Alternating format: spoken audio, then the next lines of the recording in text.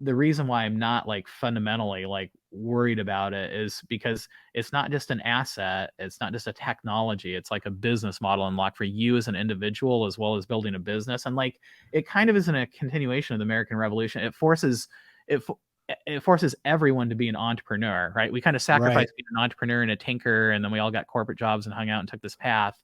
And this Yep. kind of forces us back on our own out in the West Oh, I again. And love like that. I'm bullish on that Oh, because I we're all really of a sudden love you're that. like, because it's not where are you putting your money on your stock app. Where are you spending your time and attention? Like now you get a return on that, right? Are you Right. investing in yourself? Are you investing in this product? Which product? Instead of saying I like, Netflix better than Amazon, like now you're actually making a choice because you're earning equity in that, right? And so like now Right. you're forced to carefully think about your time and attention and interaction. And so you're now investing in yourself because those were always valuable the whole time long. You just didn't know it because you were a medieval peasant. It was just abstracted out from you. So now you're back to being an entrepreneur again. And I'm very bullish on people being forced to be entrepreneurs again.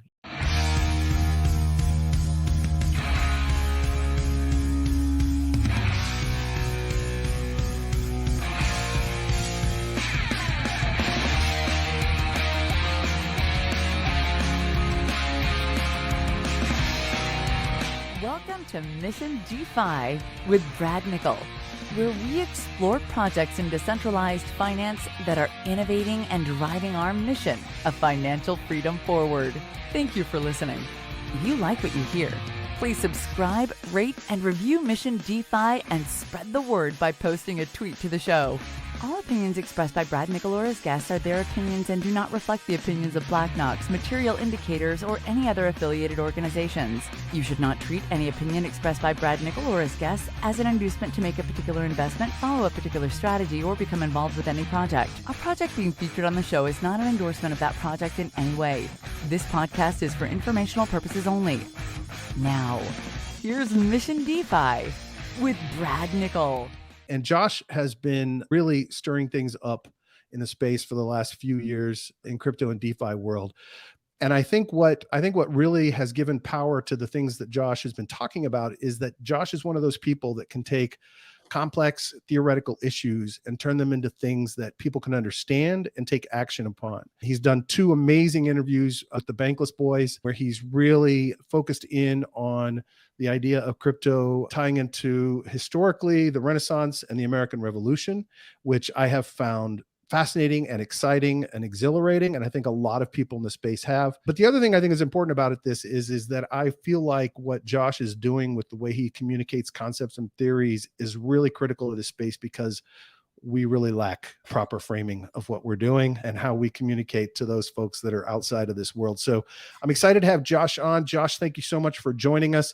You have a rich background, historian, incredibly successful entrepreneur, everything from crypto to AI to everything else. So I would love if you could kind of give us, first of all, your story and how you ended up from, startup world to investor to crypto world and all the things you're doing.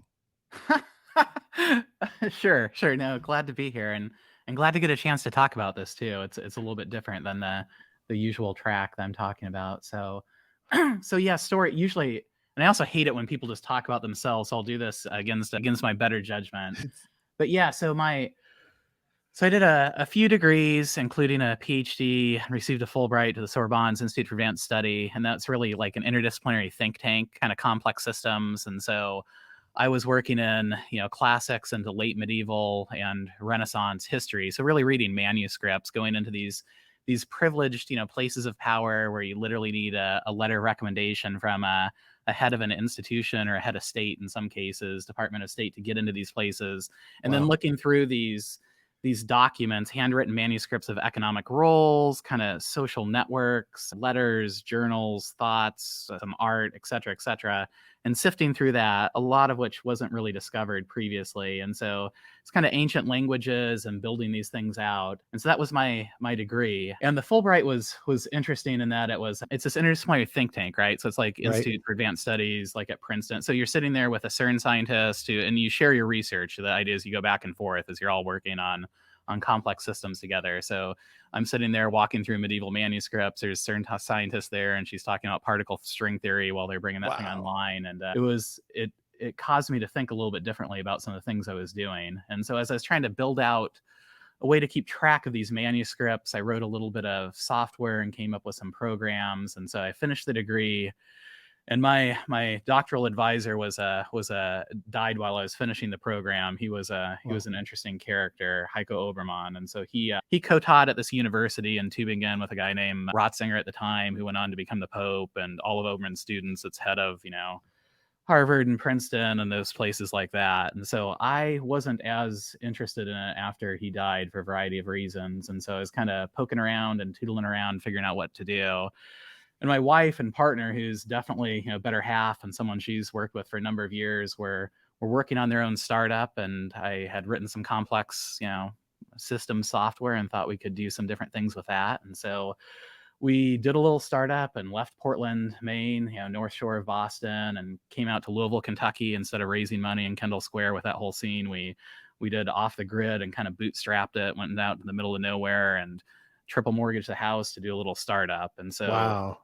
started talking to some of the usual folks that you would suspect. Andreessen was just getting into some of this stuff like Ning at the time, and got interested in kind of the XML standard with like Bosworth was at Google and Google Health. And so we worked a little bit on that project and walked through, XML and applying it to data standards. We wrote some other software, which is basically algorithmic prompting and building out records at the time. And it was during the Web 2 heydays when we were integrating with, we were creating our own social graphs off Twitter and Facebook, and we were one of the casualties. They shut that down basically and said, no longer are we going to give you the keys.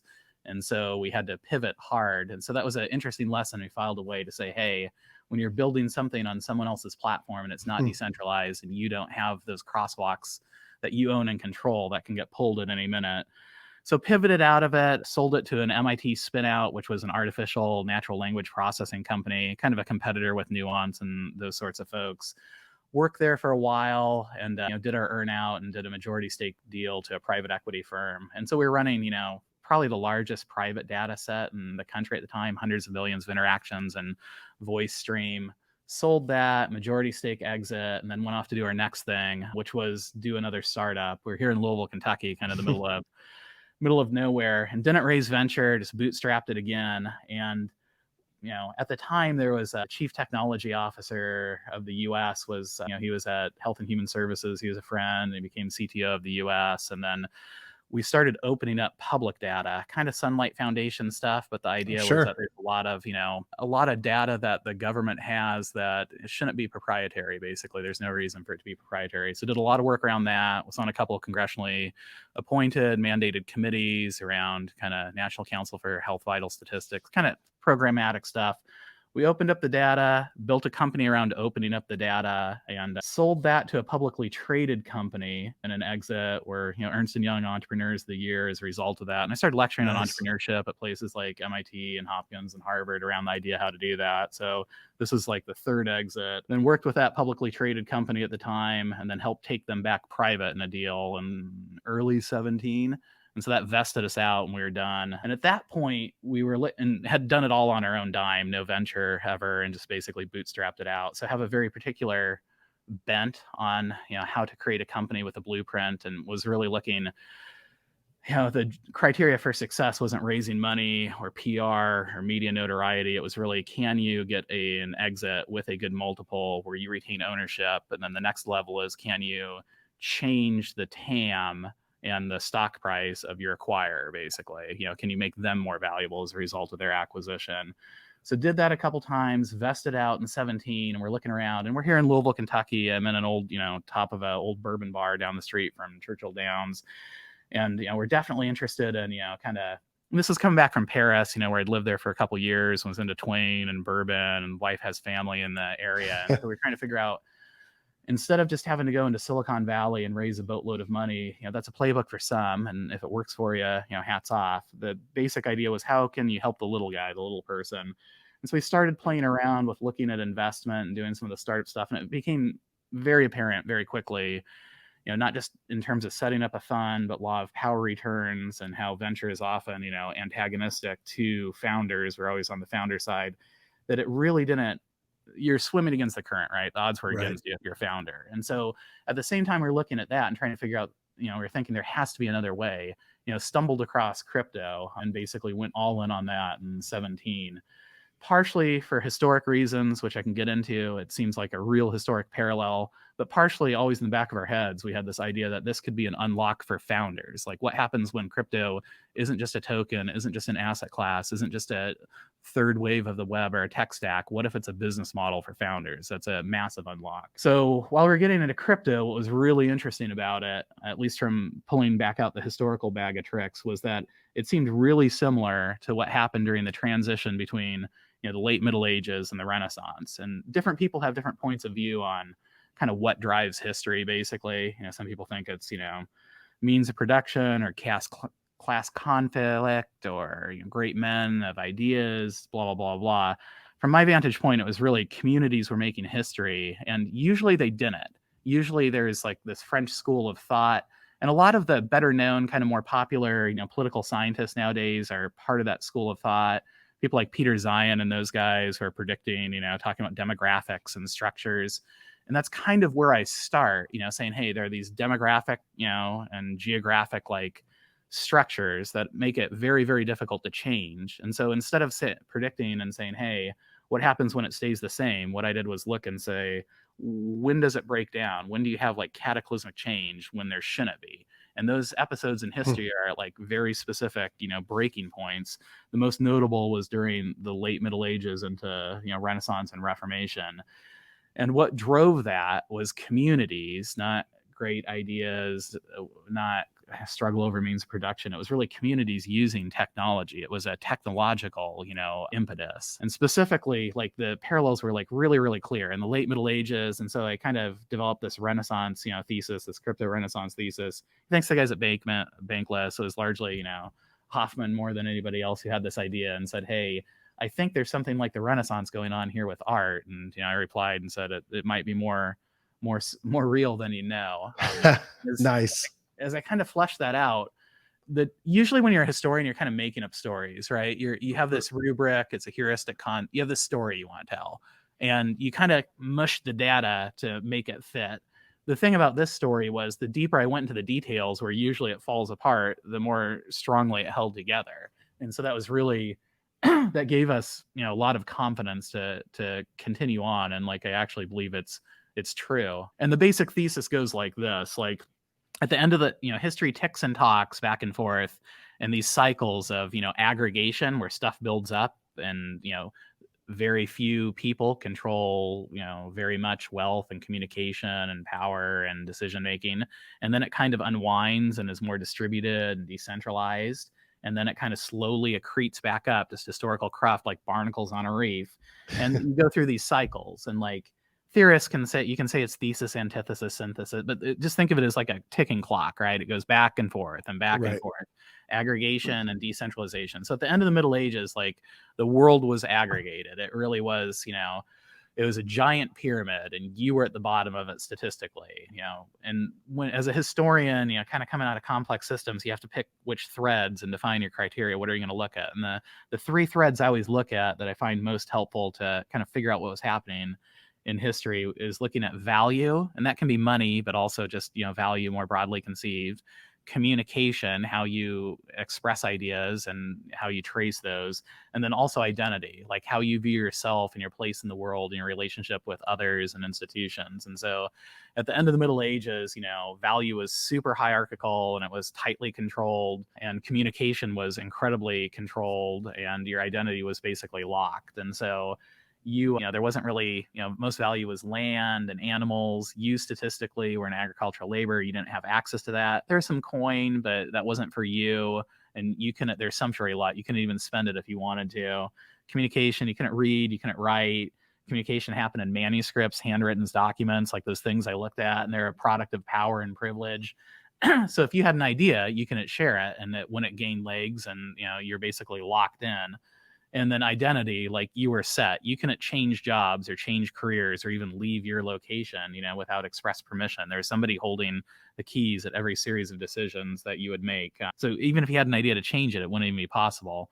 Usually when I tell the story, that sounds crazy, and you say, oh, medieval you're so dumb. But believe in the thesis that we're in this like medieval aggregated power now, where you'd say, hey, very few people control very much wealth. There's institutional like middlemen, rent seekers, arbitrage happening.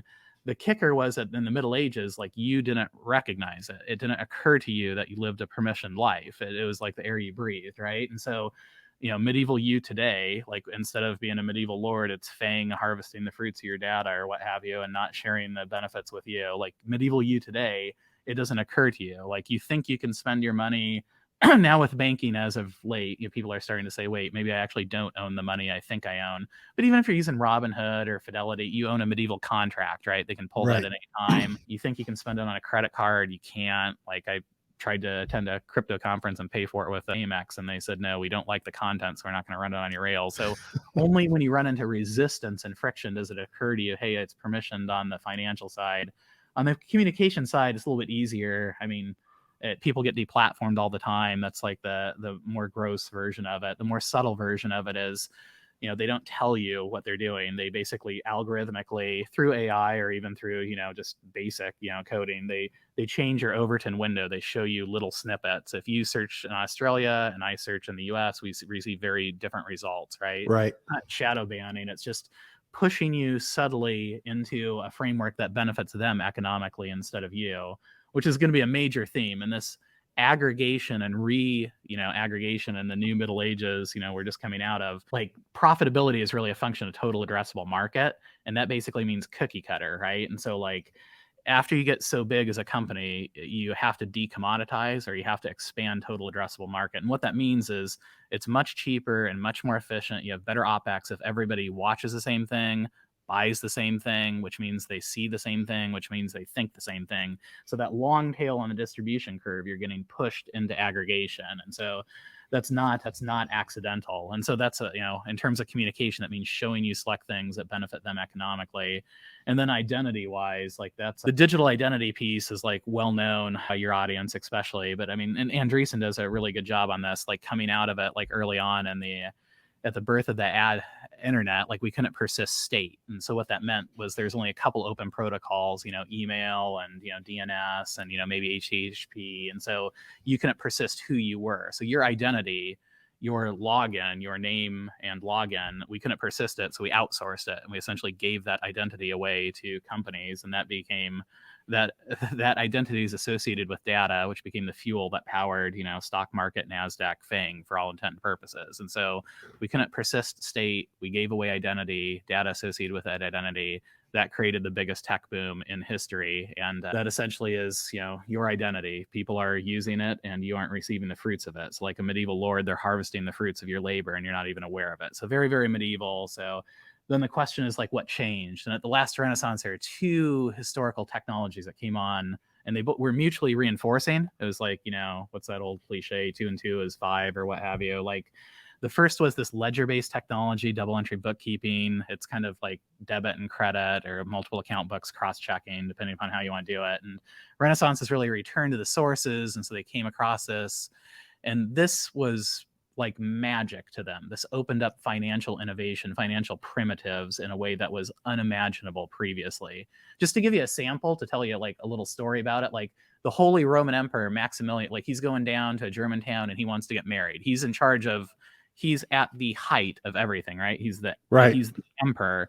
He wants to get married. He wants to buy some wedding clothes. The merchant won't give him credit. He says, no, you don't have any gold on you. I'm not giving you clothes. Like that was the medieval world in terms of like how finance was locked, basically. Right. Not just as a function of power, but like it was just impossible to have economic development. And so the ledger basically allowing individuals, even if you couldn't read and write, you kept a little wallet, you kept a little thing. You could be a wool merchant and go back and forth. So this unlocked loans, tens, thousands, financial products, innovation, created what historians will call proto-capitalism, entrepreneurship. That was massive.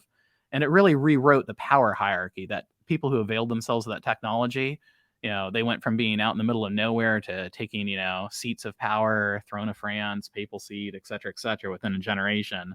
At the same time as financial technology, this distributed technology came online, printing press came online, which lots of people compare it to the internet. I don't think that's a good example, which I'll get into in a second. But it was this permissionless communication protocol. It allowed you to create and to own the results of what you created, notably. And it was like magic. It meant even if you couldn't read and write, instead of it taking a year, 10 years to create a document, you could create it, almost instantly. And instead of it costing a year, 10 years salary, it was the price of, a chicken or a dinner, right? And so Right. all of a sudden you had been exposed to not just ideas and words. Most printed material was art. It was images, they're semiotic in function, they expressed ideas. And it was crazy. It was embedded in the new technology. And it said the world that was, with you at the bottom of this hierarchy, might not need to be the world that is to come. It was alternative ideas, basically. It was like magic. The reason why I mention it's better, akin to what you want to call Web3 or crypto, is because you own the fruits of it, basically, right? And so you can think of the internet as a false fork. Like, we went down this Betamax version where we outsourced our identity. And in history, there's all these renaissances previously. They succeeded or failed to varying degrees. When we say renaissance, we think about the last one because these communities used decentralized technology and outshined all the previous renaissances. Same thing with, false forks of technology, internet. You just haven't heard of all the false forks. I'm very confident that the internet as we know it will be replaced by crypto. It'll probably be under a different name, and that will be the essential thing where you own the fruits of that. Where this is just a false fork. We happen to be born in this weird age, and you'll tell your grandkids, they'll say, hey, like, wait, tell me again about how you created stuff digitally and you didn't own anything. How did that work? It'll be like talking to your medieval self saying, hey, you worked on that farm and you didn't own anything. How did that work? It'll be like this weird thing. They won't even believe you about it. So those two technologies came on the scene, and it allowed the sharing of ideas, and that gave you the financial tools to leave the farm, set up your own shop. And fundamentally, it gave you the idea to leave your farm and set up your own shop. And fundamentally, even in that art, it wasn't, usually when you teach this to undergrads, you say, hey, the people like the Medici, they got rich and then they bought their way into society by art. And that's not really what happened at all. Instead, they used the art to define what was valuable, and they changed what was valuable in terms of previously what was valuable was outside the world. It was off in the monastery. It was out in the hills. It wasn't with you and your neighbor and your friends and your family. And coming out of the Reformation, Lutheran company said, no, it's actually like that's valuable, but just as valuable as like your work and your job and your working with friends, family, neighbor, et cetera, et cetera. So the common, the ordinary, the profane became like a new locus of endeavor, and primarily entrepreneurship. There's a whole historical thesis, Weber and the spirit of Protestant. It goes together like peanut butter and chocolate is the point of the story. So these two things set on fire, and the authority figures tried to tamp it down in a variety of ways, as they always do, which is just part of the playbook. The different thing about that Renaissance was the technology was decentralized and distributed, which meant it wasn't just cathedral versus bazaar. It wasn't just anti-fragile. It literally had a generative force to it. And what I mean by that was, even if you couldn't read and write, the print protocol created literacy, right? It was like, it's like Jurassic Park and Jeff Goldblum, right? Like life finds a way, basically. It like created the market for it. It created the interaction. And now all of a sudden you have possibilities of other worlds in mind. You have financial tools, and you have the idea to do that. And at the time, like, I should also say print was their metaverse. It's worth saying, the beginning of memeing comes out of this, where you have images and you have, they're loaded with, all this meaning, but also it was a synthetic world. It was like magic to them. Like we think a book's the oldest thing you can possibly imagine, but to them, it was crazy. You hadn't seen art before. You hadn't read before, even a tagline. You read it in a community event. And when you were able to read, you did something, you read it, and you went off somewhere. You left your body and you went into a synthetic world. And in that synthetic world, you lost track of time and space. You had an interaction, you had an experience, you acquired knowledge, and then you came back into the real world with that knowledge with you, which was crazy. That was bi-directional doorway going back and forth. So from that perspective, it was crazy. They couldn't tamp it down. The technology was decentralized. So it put them in kind of a finger trap, in the sense they could ignore it and let it gain adherence and argue that you shouldn't do it, but it's decentralized, so anybody could pop up and do it, or they could participate in it and avail themselves to the same tech. If they did that, they legitimized it. And so then the debate turned. It went from trying to ban it to trying to co-opt it. And that's a different chapter of the story, which we kind of got into with the revolution. So the overarching thesis is, ledger-based accounting, which unlocked a different type of capitalism and mercantilism and entrepreneurialism that was unimaginable previously, is what we're seeing now on the blockchain, on the crypto, if you want to call it that. And the same thing with communication. We're seeing not just a digital communication, but a digital communication where you preserve ownership ownership of synthetic assets and real world assets. And so that was a printing press. When those two things came together last time, it recreated the world, not just values, but opened up. Instead of aggregation, it unwound all that hierarchy, created pluralistic constructs. And what essentially happened was, early in the movement, you have to have, zealots and crazies who get into it early, and they say, hey, I want to go from complete aggregation to complete decentralization. And that's great. But what tends to happen over time is it basically opens up a pull on a spectrum. And so you have design space all along. And so you tend not to have either or, you tend to have both and, basically, and opens up design space for all sorts of people. So I tend to be very strongly pluralistic in the construct around that. But basically, it was a technological innovation, it was an asset innovation, but wait for it, it was a business model innovation, which is usually not talked about in terms of the story. And then the revolution, the American Revolution, admittedly American centric, but it's just the next chapter in the story. The same people that did that came over, Renaissance had taught them you could be free to change your stars and go set up your own shop and hang out your shingle. And that's essentially what they did. They saw themselves in a direct continuity with the Renaissance. And when that didn't play out like they thought it was going to, they left. And when that created more chaos, it was really about working through the mechanics of that and failing in public and it wasn't so much a philosophical issue or a doctrinal purity test. It was really about kind of getting your hand out of my pocket, basically, and letting me have the right to pursue my own interests. So it was very, very pragmatic, and was a great American experiment where we've had multiple parties go back and forth repeatedly, failing in public with safe harbors and sandboxes so we could outpace other places. And that tends to be the blueprint for when this works well. The big historical rhyme, anytime you have one of these changes, is that it kind of follows this pathway. It's not quite teleologic. It's not deterministic. History doesn't repeat, it rhymes. And it tends to start with finance, because that's the most valuable target. And then it moves into art and identity, which says, hey, are you part of this? Are you not part of this? Who else are you associating with?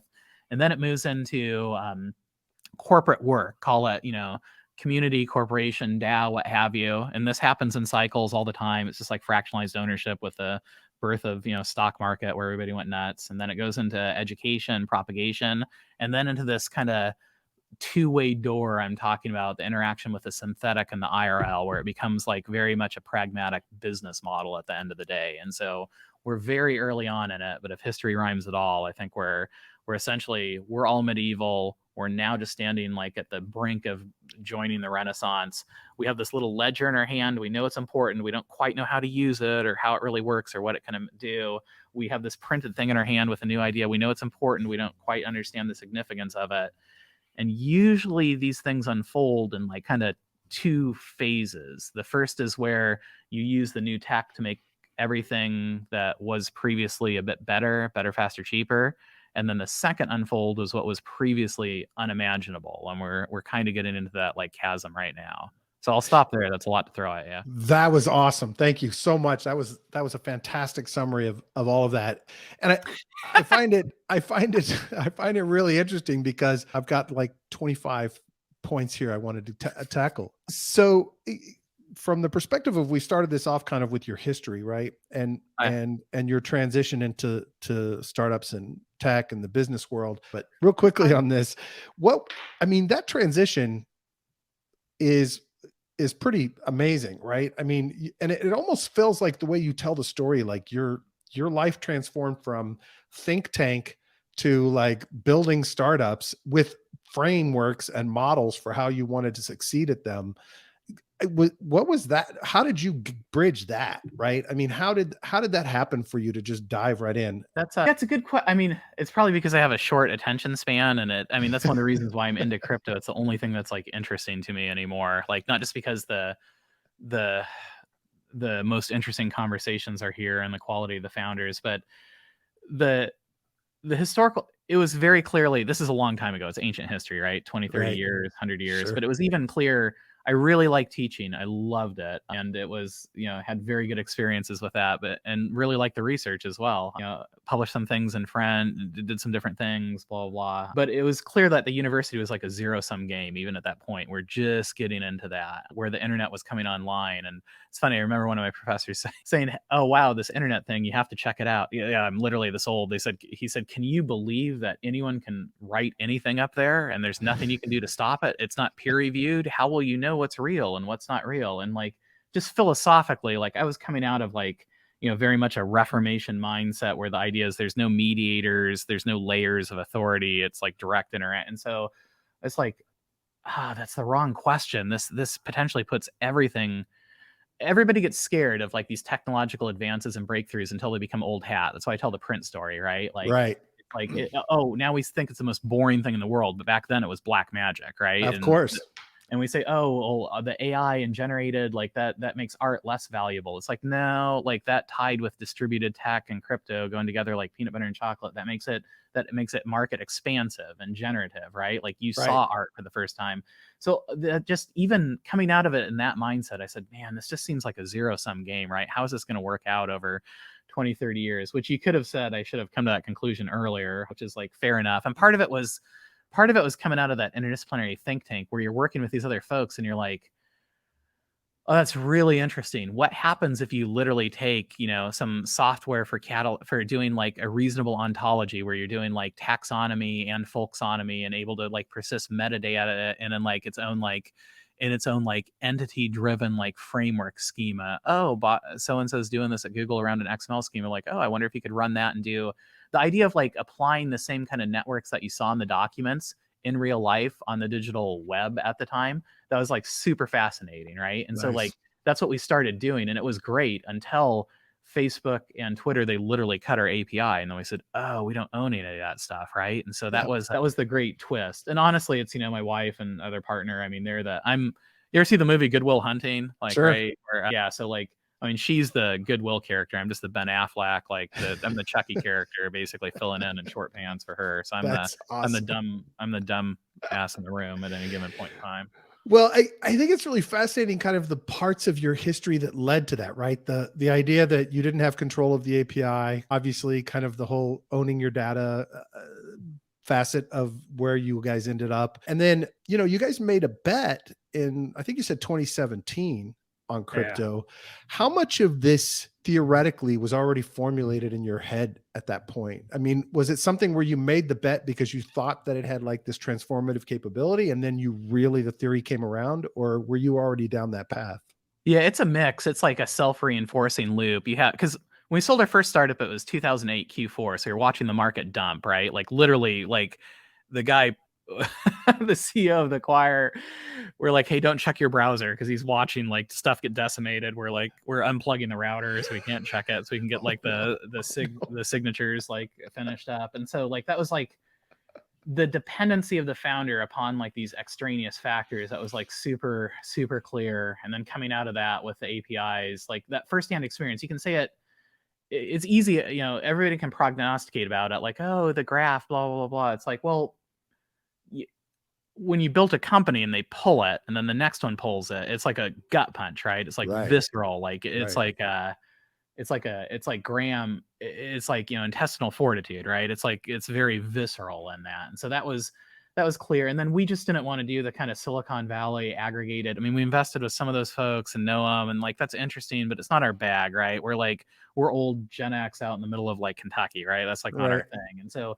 how do you help the little guy? It was just clear there has to be some other way to do this. And so you kind of looked at different things like kind of going small ball or bootstrapping or crowdfunding, and you're like, there's inherent limits in all that. It felt like a false fork. It felt like, the internet or like, the Betamax instead of, and then when we came across crypto, like we were like, holy frick, like no one's asset class gets all the attention, and that's great. And if you believe in the historical framework, like that's the first phase of it. It has to be okay, fine. And like the tech, sure, like we're tech, that's like super interesting, right? Distributed. Right. I go, oh, what if I have like open search results and I can build all the stuff of my dream? If I can find my twin for search, find my inverse, find my polar opposite, show me the results, like now I can't get the API cut. but as a founder, when you're like, oh, that's a business model, right? Like you're constantly like data aggregation and AI. Like I think it's symbiotic with crypto, but like as far in terms of like synthesis, it's like thesis antithesis. Like doing AI and writing some of those algorithms, like that's about aggregation. It's asymmetric advantage for the big guy, right? Like Right. doing crypto is asymmetric advantage for the little guy. And so it's like, AI is coming for your job, crypto's coming for like your soul, like who you are and what you think about, right? And so that was like super important to say there's a counterbalance economically as a business model, and that's just something like we've never seen before. So it all kind of converged basically, like one after another. That's why we went all in just immediately. Part of it, because we're in Kentucky, how can you help like the small business owner and the little guy? Like what are the real world applications, the use cases?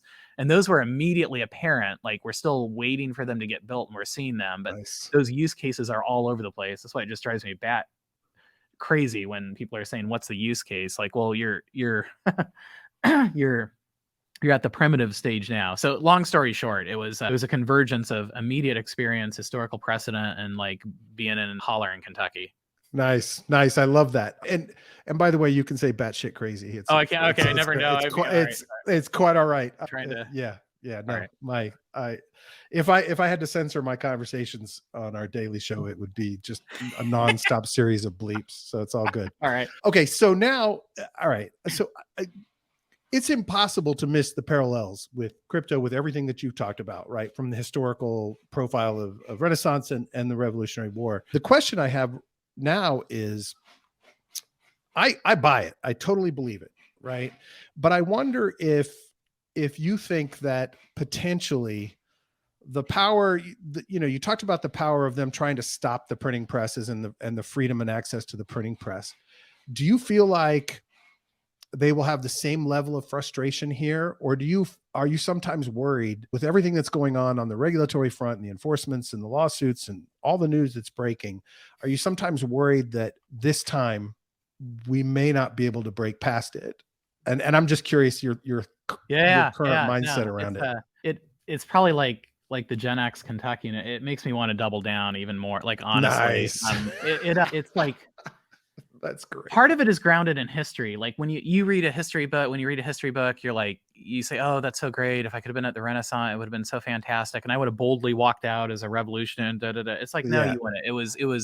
It was gut punch after gut punch. Your world was falling apart. Terrifying. Like every time there's a major transition, it's marked by conflict and chaos. Right. And like, it's not just like, Moneyball with Henry and Billy Bean and him giving him that little speech saying the guys with their hands on the switch go batshit crazy, and that's just part of it preserving. It's more than that. It's like reality as you know it is like dissolving in a fundamental way, like what things are and how you know about them. Like it's being pushed and pulled in like very radical ways. And so like it's much more fundamental than that. Like in the Renaissance, their world was falling apart. Their money was worth something, not worth something, worth something, not worth something.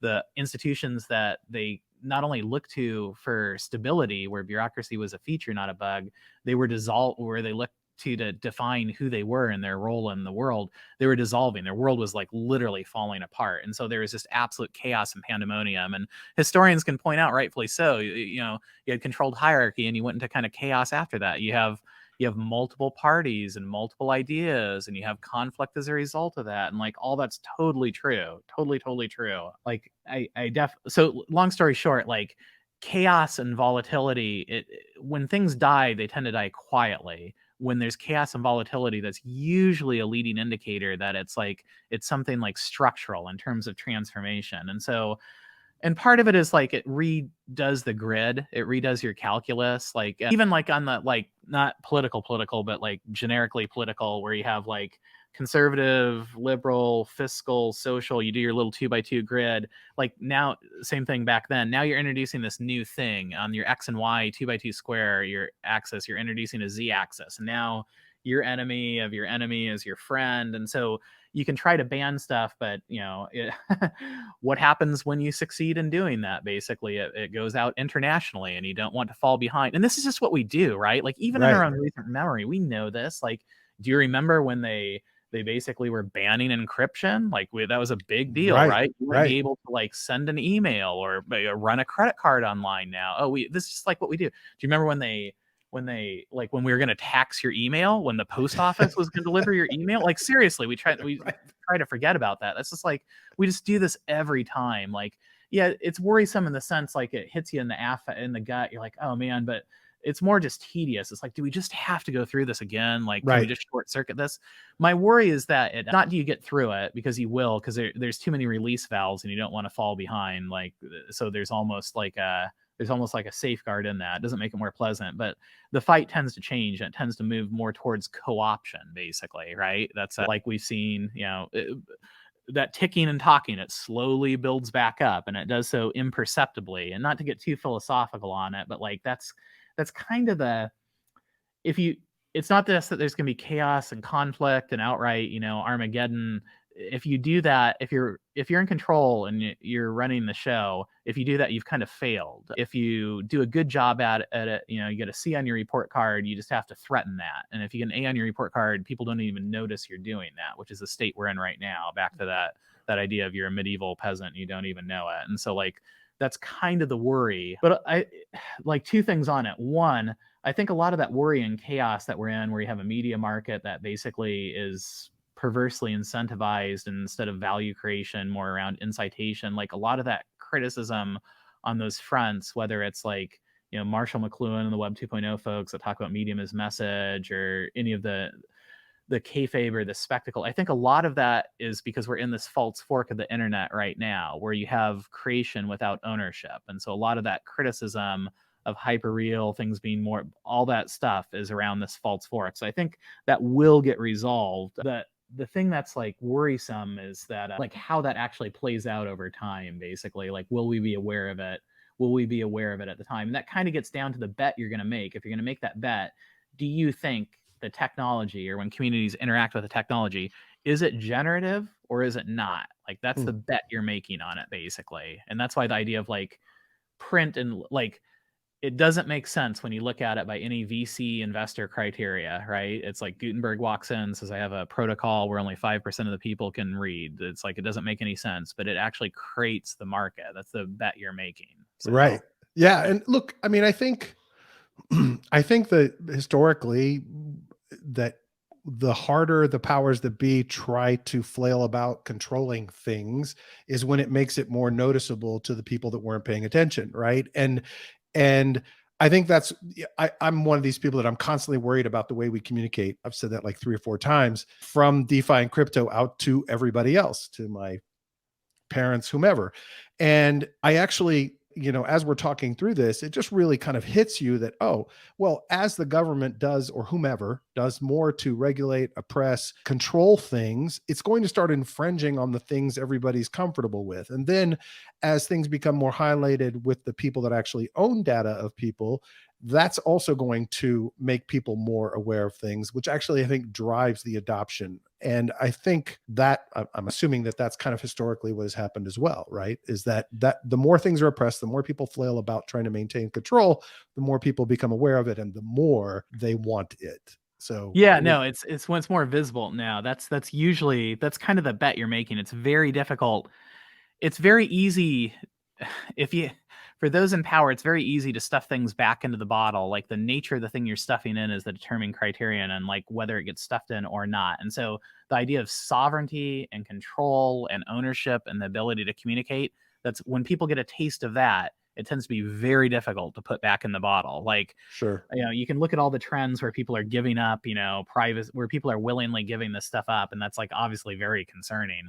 But when they get a taste of it, it's very difficult. And like, yeah, I'm actually glad, like, the current state of things, just where it's so over the top. It's not like we've dispensed with all pretense of like fairness, right? It's like, I love it. Just, I mean, make it like obvious and gross, right? Like, it just makes it even more like obvious. And like, we haven't yet hit those unlocks yet where it becomes a business model that isn't yet in the popular mindset, partially because it's not just that we do a bad job talking about it. It's like the media is incentivized to basically, to highlight price swings, right? And to focus on daily price action. That's what it's supposed to be doing, right? That's how, like, their business model is in direct conflict with like the business model of value creation. So you're in this like weird tectonic plate shifting over right now. But like, as we walk through those use cases and people get a taste of it, when you say, oh, like I can take all my Web 2 like cost centers and turn them into like revenue generating, right? I run a small business. Instead of paying Exactly. 5% to Amex, I can use such and such pay and basically get auto staking a 10% swing.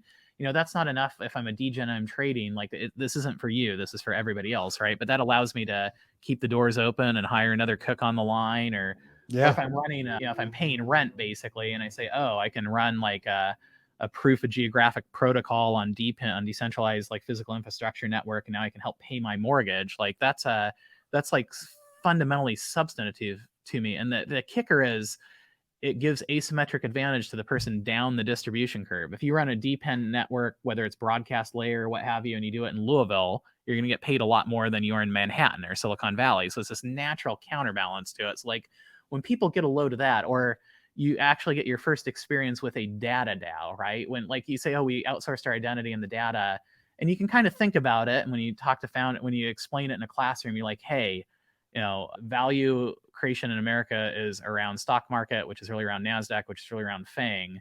Those are data companies. They're not selling you search. They're selling you data as a byproduct, right? Like you've given that up and they give you like free access to products, or like, at $10 a month or something silly. Like, what if you have access to that and you don't have like, you can anonymize it through like abstraction layer, use ZK or whatever you want to, but you don't have a mosaic effect of where you're carving out different buckets, which allows you to persist the entity at like the unit, call it a wallet or what have you. And now you can get cross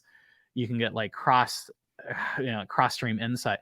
Long story short, like now all of a sudden, instead of using Robinhood for free and giving it away, you could use something. We're not invested in it, but let's tell you, like Delphi is a data DAO, right? Like using that. Oh, frick! All of a sudden, wait, that like now I'm earning by sharing my data. I can choose not to do it, or I can get paid for interacting instead of somebody else harvesting the fruits of it like a medieval lord. And oh wait, because of those technical pieces I was talking about, that actually gives you a better that gives you better output, and you can actually outsing the market, and like you're actually doing better product development than you otherwise could. Wait a second. Maybe that data I've been giving off as a byproduct, the old railroad tar like image, maybe that's like super valuable because it drove the American market. Perhaps I should get like a little sliver of that. Like if you do that, you might not be buying Lambos, but that fundamentally like allows you to do stuff in the real world IRL that wasn't profitable before. So you're having an economic engine tied onto it. And that's you as a small business owner that only gets turbocharged as you move into a founder with these new tools in your bucket. And so you can think about it in terms of like, yeah, we don't do a good job telling the story. I'm not so worried about it because obviously you are when you're reading stuff, you have these gut wrenching moments like anything, but that's like, you just have to recognize like you're being manipulated and don't like let it get to you. Like the thing that's the reason why I'm not like fundamentally like worried about it is because it's not just an asset. It's not just a technology. It's like a business model unlock for you as an individual, as well as building a business. And like, it kind of isn't a continuation of the American Revolution. It forces everyone to be an entrepreneur, right? We kind of sacrificed being an entrepreneur and a tinker, and then we all got corporate jobs and hung out and took this path. And this kind of forces us back on our own out in the West again. Oh, I love that. Like, I'm bullish on that. Oh, I really love that. Like, because it's not where are you putting your money on your stock app. Where are you spending your time and attention? Like now you get a return on that, right? Are you investing in yourself? Are you investing in this product? Which product? Instead of saying I like, Netflix better than Amazon, like now you're actually making a choice because you're earning equity in that, right? And so like now you're forced to carefully think about your time and attention and interaction. And so you're now investing in yourself because those were always valuable the whole time long. You just didn't know it because you were a medieval peasant. It was just abstracted out from you. So now you're back to being an entrepreneur again. And I'm very bullish on people being forced to be entrepreneurs again, even in small scale. I love that. That is fantastic. And it actually embodies a lot of the things I think about kind of, when I look further out in the future of what this world can change for what exists now. I see kind of our whole fundamental understanding of money changing. I think that people are going to be re-examining exactly what you're talking about, how they spend their time, education, meritocracy. I mean, I'm stating all those obvious things, but it's interesting. It's funny. We were talking about earlier about flailing about, and this is about a centralized entity, but my 16-year-old spent the day last week watching a congressional committee hearing as congressmen flailed about TikTok, obviously a centralized entity, but for my 16-year-old to be sitting there watching an entire congressional hearing and then laughing hysterically at the incompetence of representatives, it was amazing to me that it then dawned on him that TikTok was not under their control and nothing they owned was theirs. So I think these changes are coming. And I actually, like you said, you feel the gut punch when things happen in the news, but you can also see that actually makes it a higher profile for everyone to see. That's why, like, the moment we're at right now is where, like, those things, like medieval you having like a ledger in your hand and having like a printed idea that you could go hang up your own shingle. Like you didn't know. It sounds crazy to say, but at the time when you received those things, you didn't know how to use them. You didn't know what they unlocked. You might have had a gut instinct that was important, but you didn't know how to go about doing it. And that's literally the moment we're at now. So you can trace the lines. Like once people get a taste of that, to say, oh, like it's not just like your digital identity and it's not just the stuff you own, but associated with your economics or associated with your experience, your expertise. You're back to like the Web 2.0 false fork, where instead of just blasting out a resume or like ranking this or that, I can have a, algorithmically weighted and do experiments and governance where I say somebody who basically looks like this and has this like POAP of expertise instead of a diploma, like basically I take her interaction on this like with a greater weight than this and have that queued up for me. And maybe I'm using AI to power that, but like I'm doing it off the source data that I now control. That's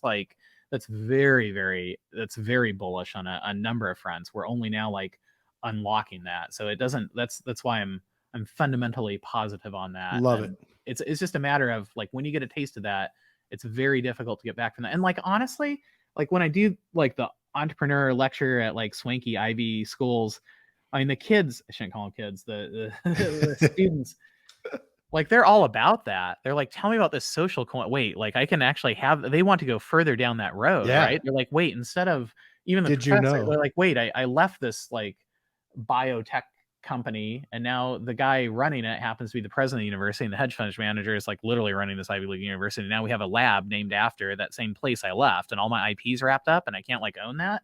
It's Right. like a new kind of indenture. So the students are, and both once they get that idea, no, there's an alternative path. It just hasn't existed before as a meaningful way, and it's only now emerging. Once you have that idea and it becomes real, you take the first step. It's really, really difficult to get that out of your head and say, forget about it. It's just like medieval you saying you have a choice. You don't have to stay here. Oh, just don't worry about that. It's no, really it's an awakening. It's amazing. And then that's a perfect segue to actually the real reason we actually got together was because you tweeted out a deck, if you still have time. Oh yeah. Cool. You tweeted out a deck in February about a presentation you gave that I was really excited about to some Ivy League folks. And I understood the purpose of it as you described it, but I also think it did what we talked about earlier, which was a great way to kind of frame the value of what's being created here for people that aren't intimately involved in it on a regular basis. And to me, it was just absolutely brilliant, which is why I messaged you and said, oh my God, this is just exactly the kinds of communications we need to be doing. So if you like, I've got the deck loaded up on screen. Oh yeah, sure. So I'll just walk through this super quickly and then we can kind of chat and debrief and go through wherever you want to go. So beautiful. And there's a lot to throw at you. It basically is the general how to be an entrepreneur, and I have a particular point of view on that, really focusing around exits. And that's that's different than investors' priorities. Like an investor might not want you to have an exit, where you as a founder might want to have an exit. You might have conflicting expectations or incentives around that. But as an entrepreneur, it's really around exits, if nothing else, is a North Star to figure it out. And so I kind of walk through this little deck and explain a bit of that, but then try to frame it up and say, hey, there was a game that founders used to play, and it was around exits, and there were certain rules to that game. And then basically as time goes along, things get more and more aggregated. So you have a different kind of game you have to play. And now, as of recently, you have this thing called crypto. I have to call it decentralized innovation, so none of the university folks ever know I'm talking about crypto. But the point of the story is now you have new tools in your toolbox, which like give you a radical advantage. So in this deck, I kind of walk through and say, hey, here's how to think about building a company. And now let me introduce this whole crypto thing as decentralized innovation. You can think about it as that Renaissance piece if you want to, or there's some other analogs. And now let's go play this game in terms of how to get to an exit and build a company. And then the next step is let's use these new tools. So it's a lot to throw at you, and it's a bit of layered approach. But I'll just kind of walk through it. Love So it. that's the basic idea is, essentially, if you want to create something and move to an exit, you're always disintermediating somebody else. And so the status quo players, they're not just to be name called. It's not a pejorative. They're doing their job. They're features in the system, and bureaucracy is helping them preserve their advantage. So you can't just complain about it. You have to figure out how to overcome that with obviously like much more limited resources, much more limited, time and effort and things you can draw upon. And so the question is how to like really think through that. And so I do this presentation where I talk about, the old game, and then I look at some historical rhymes, which we've already touched on. And then I say, hey, here's what the crypto opportunity is. Like, we kind of map some of that work into what might unfold, and then how would you go about playing a game or doing a simulation on this in the old world and in the new world. And so just ever so briefly, like, different people have different paths to being a founder and moving towards an exit. And like, we have very good friends as entrepreneurs that they love to raise a boatload of money and do round after round, and they go to a monster exit, and that's great. And it works for them, and more power to them. That's not my method. My method is to kind of go small, bet on yourself, do very limited capital raising. And, there's kind of control issues around that. Part of it is because I'm an old Kentuckian and like Gen X, I don't like having, board or venture folks that like very often, not everyone, because now we're on the other side of the table. So I can tell you this like freely, that like, honestly, like just having some Harvard MBA sitting there drilling me on like an Excel sheet, I didn't find like a tremendous amount of value in that. I thought we could outperform them. And so that basically means if you want to persist, control and board ownership, like through the entire like journey of your entrepreneurial career, that probably means like kind of playing a very different game than raising a boatload of money out of the gate. And so either can work. You just have to pick which way you want to go about it. And for new folks to the space, I generally say don't start a company, go work at a startup. And so you get some practice, you get some real experience and simulation. And the general idea is like, you need to kind of figure out like what game you want to play in terms of your funding as well. So, and like, that's more personal preference, basically.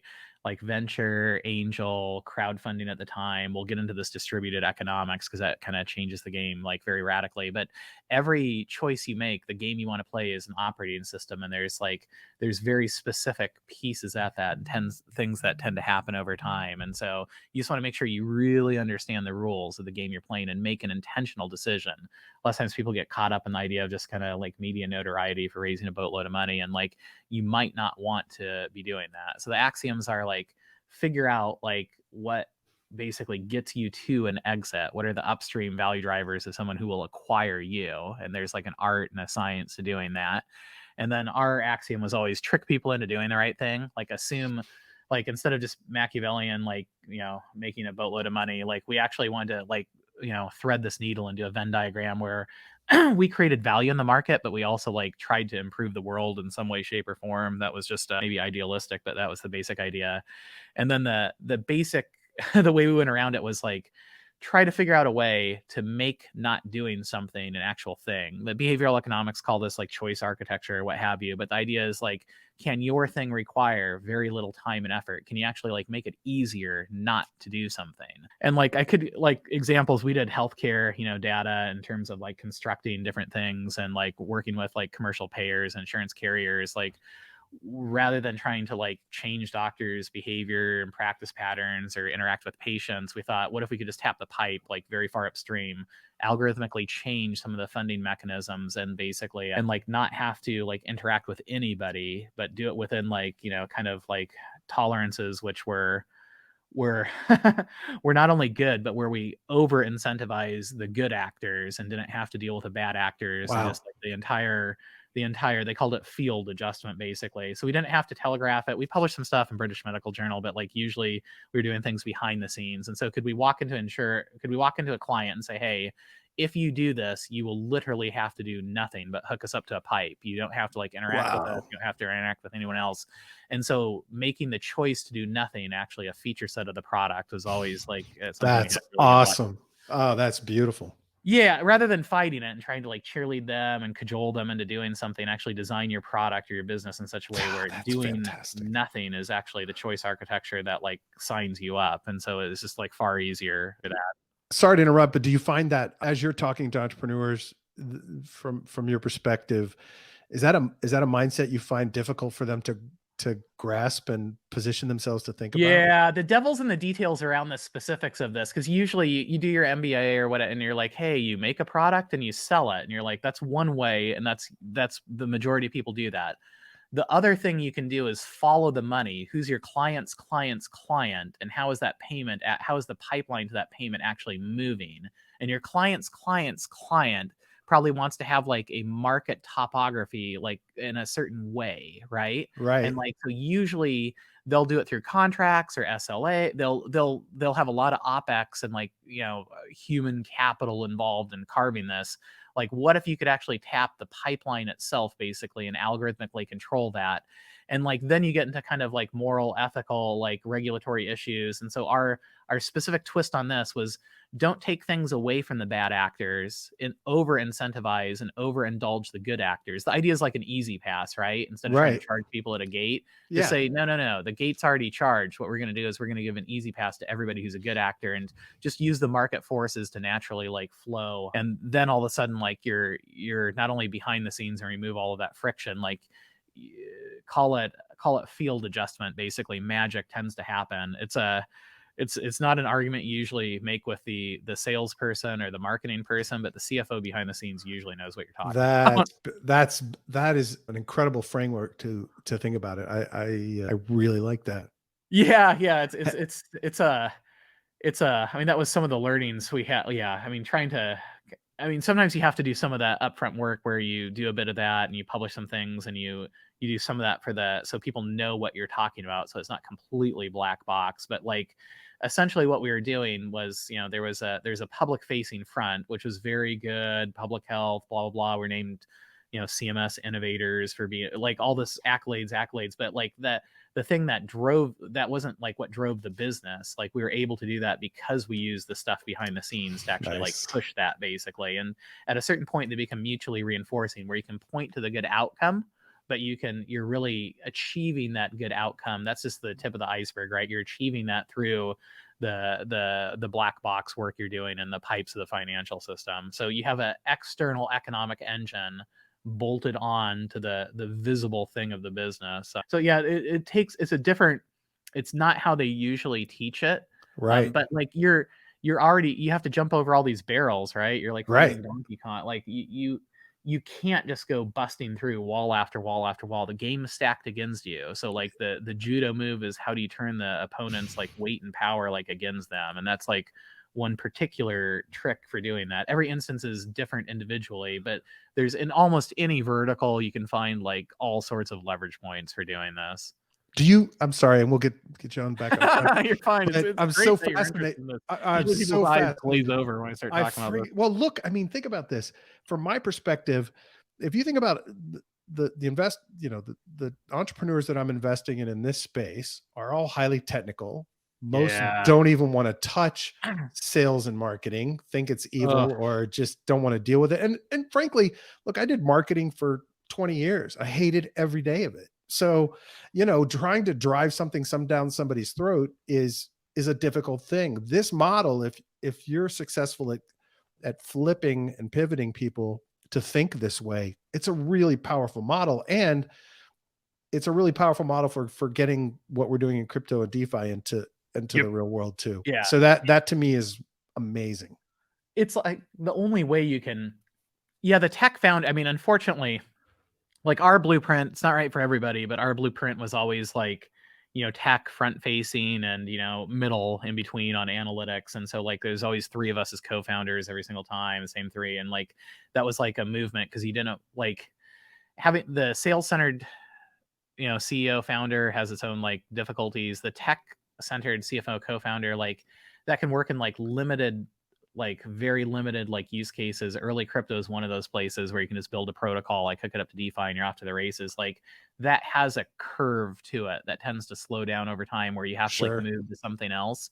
And so yeah, just cranking out a bunch of marketing material, that's like not great. And so this is kind of a workaround for that, where you can basically have a tech focused product, but you have to have the business savvy to say, like, instead of just finding something cool to work on or doing the next thing, you have to say like, hopefully this brings it together. You're working through this exercise upstream, and there's a bit of a grid at the end where I literally work through it with the students will work through these exercises and do a bit of a simulation. So Okay, the cool. business people react differently to it, and the tech people, it takes a few times playing the game before they say, "Oh, now I get what you're talking Nice. about." I'm sorry. So, Go ahead and continue. no, That's no, no. That's fantastic. yeah. It's funny you're into that. Yeah, no. It's like Totally.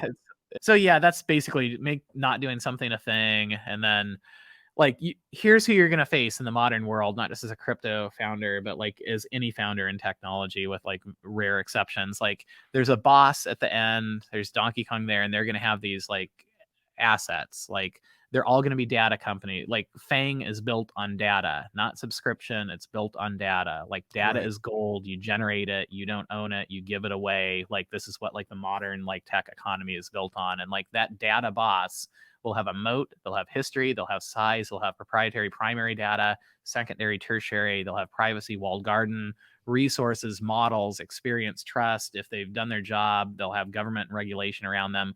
That's who you're going to face. So the question is like how you can face them.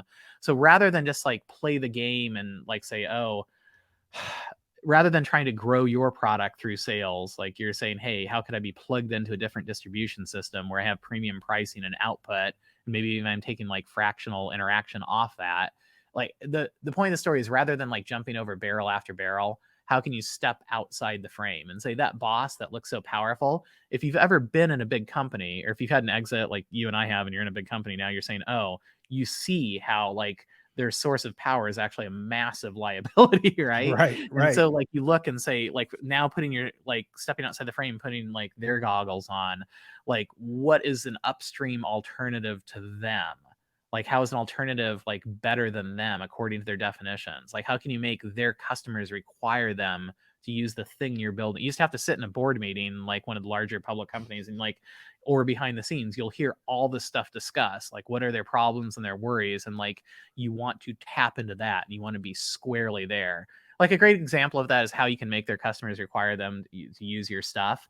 Like most of them will have, especially on the data or tech side, like say they have government contracts, right? Or say there's Right. like massive aggregators where they're essentially like pseudo government contracts. Well, those will probably go out to RFP, request for proposal, right? And Right. when they go out to request for proposal, rather than trying to sell them on something, what we did is we just went straight to RFP, the people writing the RFPs, and said, hey, you want the best thing delivered to you, don't you? They always say, yes, I do. So you should add in your RFP this section over here that requires this thing that benefits you. Okay, they love that. There's some government bureaucrat that sits there and writes RFPs, and basically he or she says, oh, this is in his like this isn't his KFP. This is in his scorecard or her scorecard to like make their proposals even better and more comprehensive. So you add this thing to it, and if you can demonstrate it's valid, they'll include it. Now, when that RFP goes out, all of a sudden these like monster bosses have to meet this new criteria, and they probably don't know about it, and they're not expecting it. And their consultants out of the big three, like they haven't prepped them on that. What are they going to do? Oh, it just so happens you sell that thing that they need to That's get that beautiful. contract. So you're Right. not selling them something, you're allowing them to keep their like aggregated revenue. Like that's an Yeah. example of how to like make their Yeah. customers require it. That's If that beautiful. makes sense. Yeah. Yeah, It's a absolutely. pretty good trick. And that's why like going to exit, like, and sitting, it's like the time you do and acquire is obviously very difficult, but like it's like you want to be sitting there listening, right? Taking notes, saying what are their pain points, what are their problems when I do my next startup, basically how do I build something to solve this, and like make like either make them like how do I build something to like inspire for the fear of God in them, or to make their lives easier. And so now you're in the insane asylum and you get to listen to everybody like rave. So like take good notes when you go back out, you know how to like build a better protocol. And so like that's the basic idea, is just switch places, right?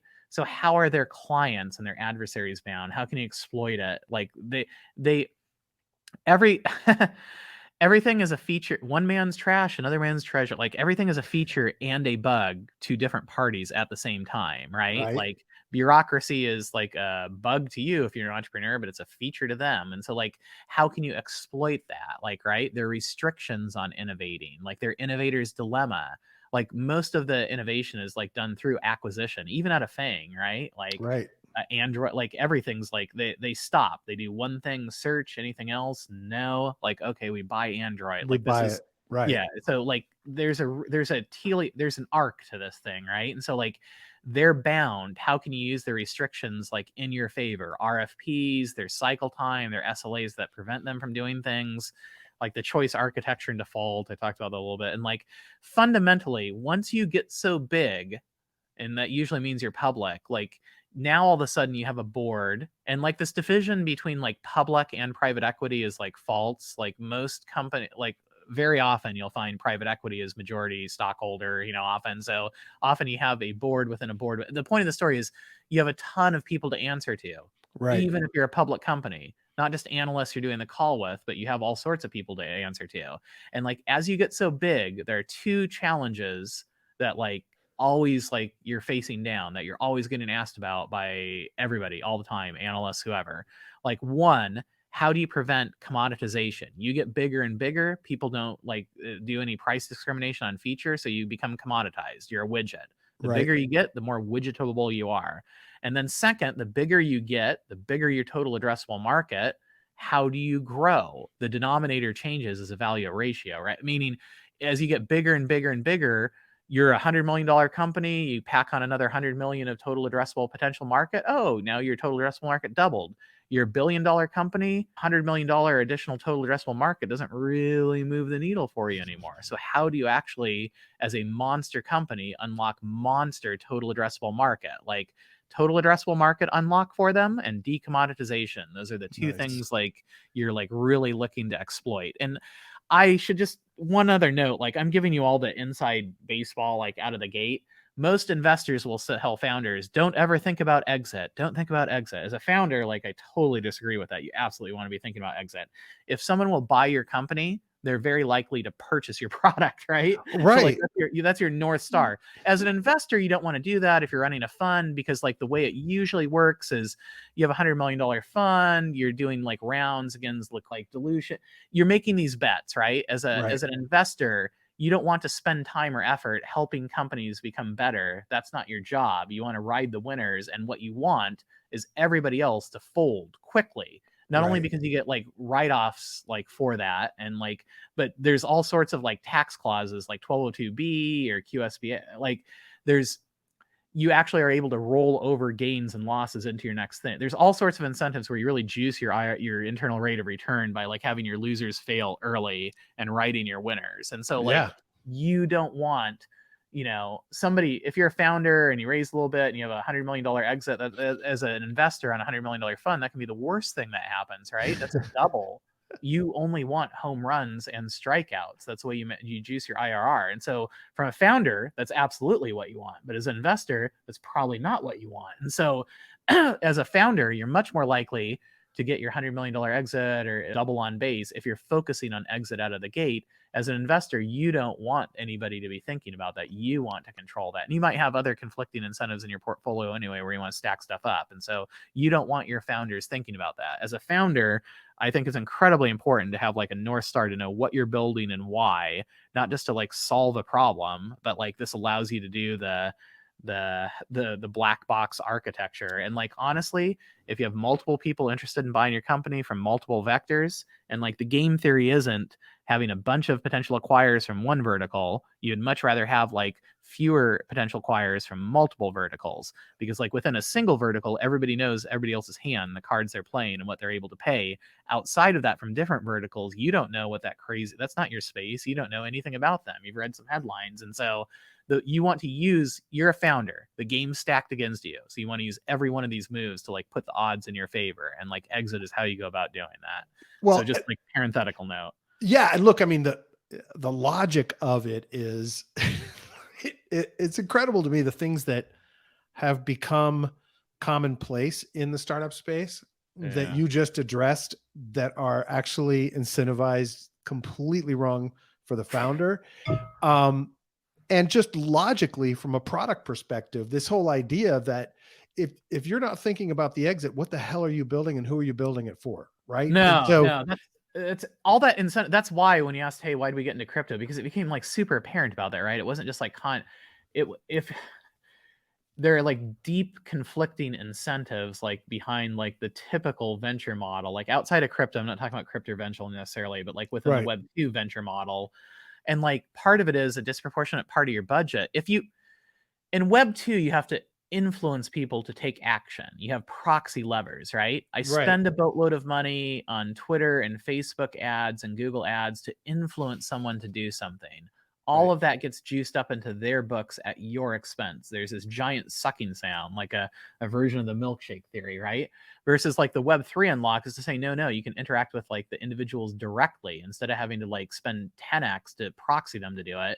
You can spend a tenth of that directly, basically, which fundamentally changes the economics. And now they're aligned with you tightly. And so, like, yeah, to your point, there's all of these things baked into that model, which we were just like unimpressed with, not just as investors, but as founders. But there wasn't a way out of it until you look at like direct interaction, and not just in terms of like equity between like product building, but like, oh, now I have wallet, now I have messaging into the wallet. And so like now I can interact with people and do product development in a way I couldn't do previously. And so the ability, there's two schools of thought on this. Like I'm getting a bit ahead of myself in terms of on the investor side. There are some like investors that say, no, I want the first unfold. I want to take what was good about Web 2 and do better, faster, cheaper, take what's already working and use some of the Web 3 like tool blocks to juice it.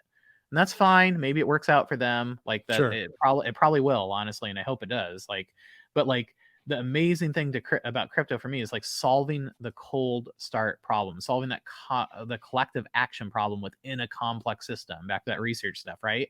How do I go Right. from 0 to 1? That's the part that's like we've never seen in history before, like outside of like Renaissance Reformation. So that's Right. like it's a very different investor mindset and also founder mindset. And like to your point, it's so there's two schools of thought on that, but they're both coming out of like, how do I not have, advertising by influence, like have this giant sucking sound, like both on your operational expense and on your investment and your cap table. And so like this is just recognizing that. And like honestly, when I tell the kids that, like, it takes them a while to like digest that. They sort of don't believe you. And then you have to walk through economics and say, okay, I'm $100 million fund. I hold this back. I hold this back. I hold this back. 7 of you go bust. 2 of you hit doubles. 1 of you hits a home run. I have dilution.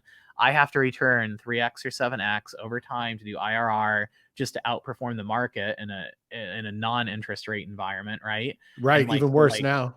yeah, so like what does that mean? Oh, it means I need $1 billion exit from one of you. Correct. So like why would I ever, like that's a very different thing. And like also realistically, where's the money coming from? I'm a pension fund manager. I'm in demographic free fall. I'm probably going to lose my job in 3 years unless I do something crazy. I can't make crazy bets. What am I going to do?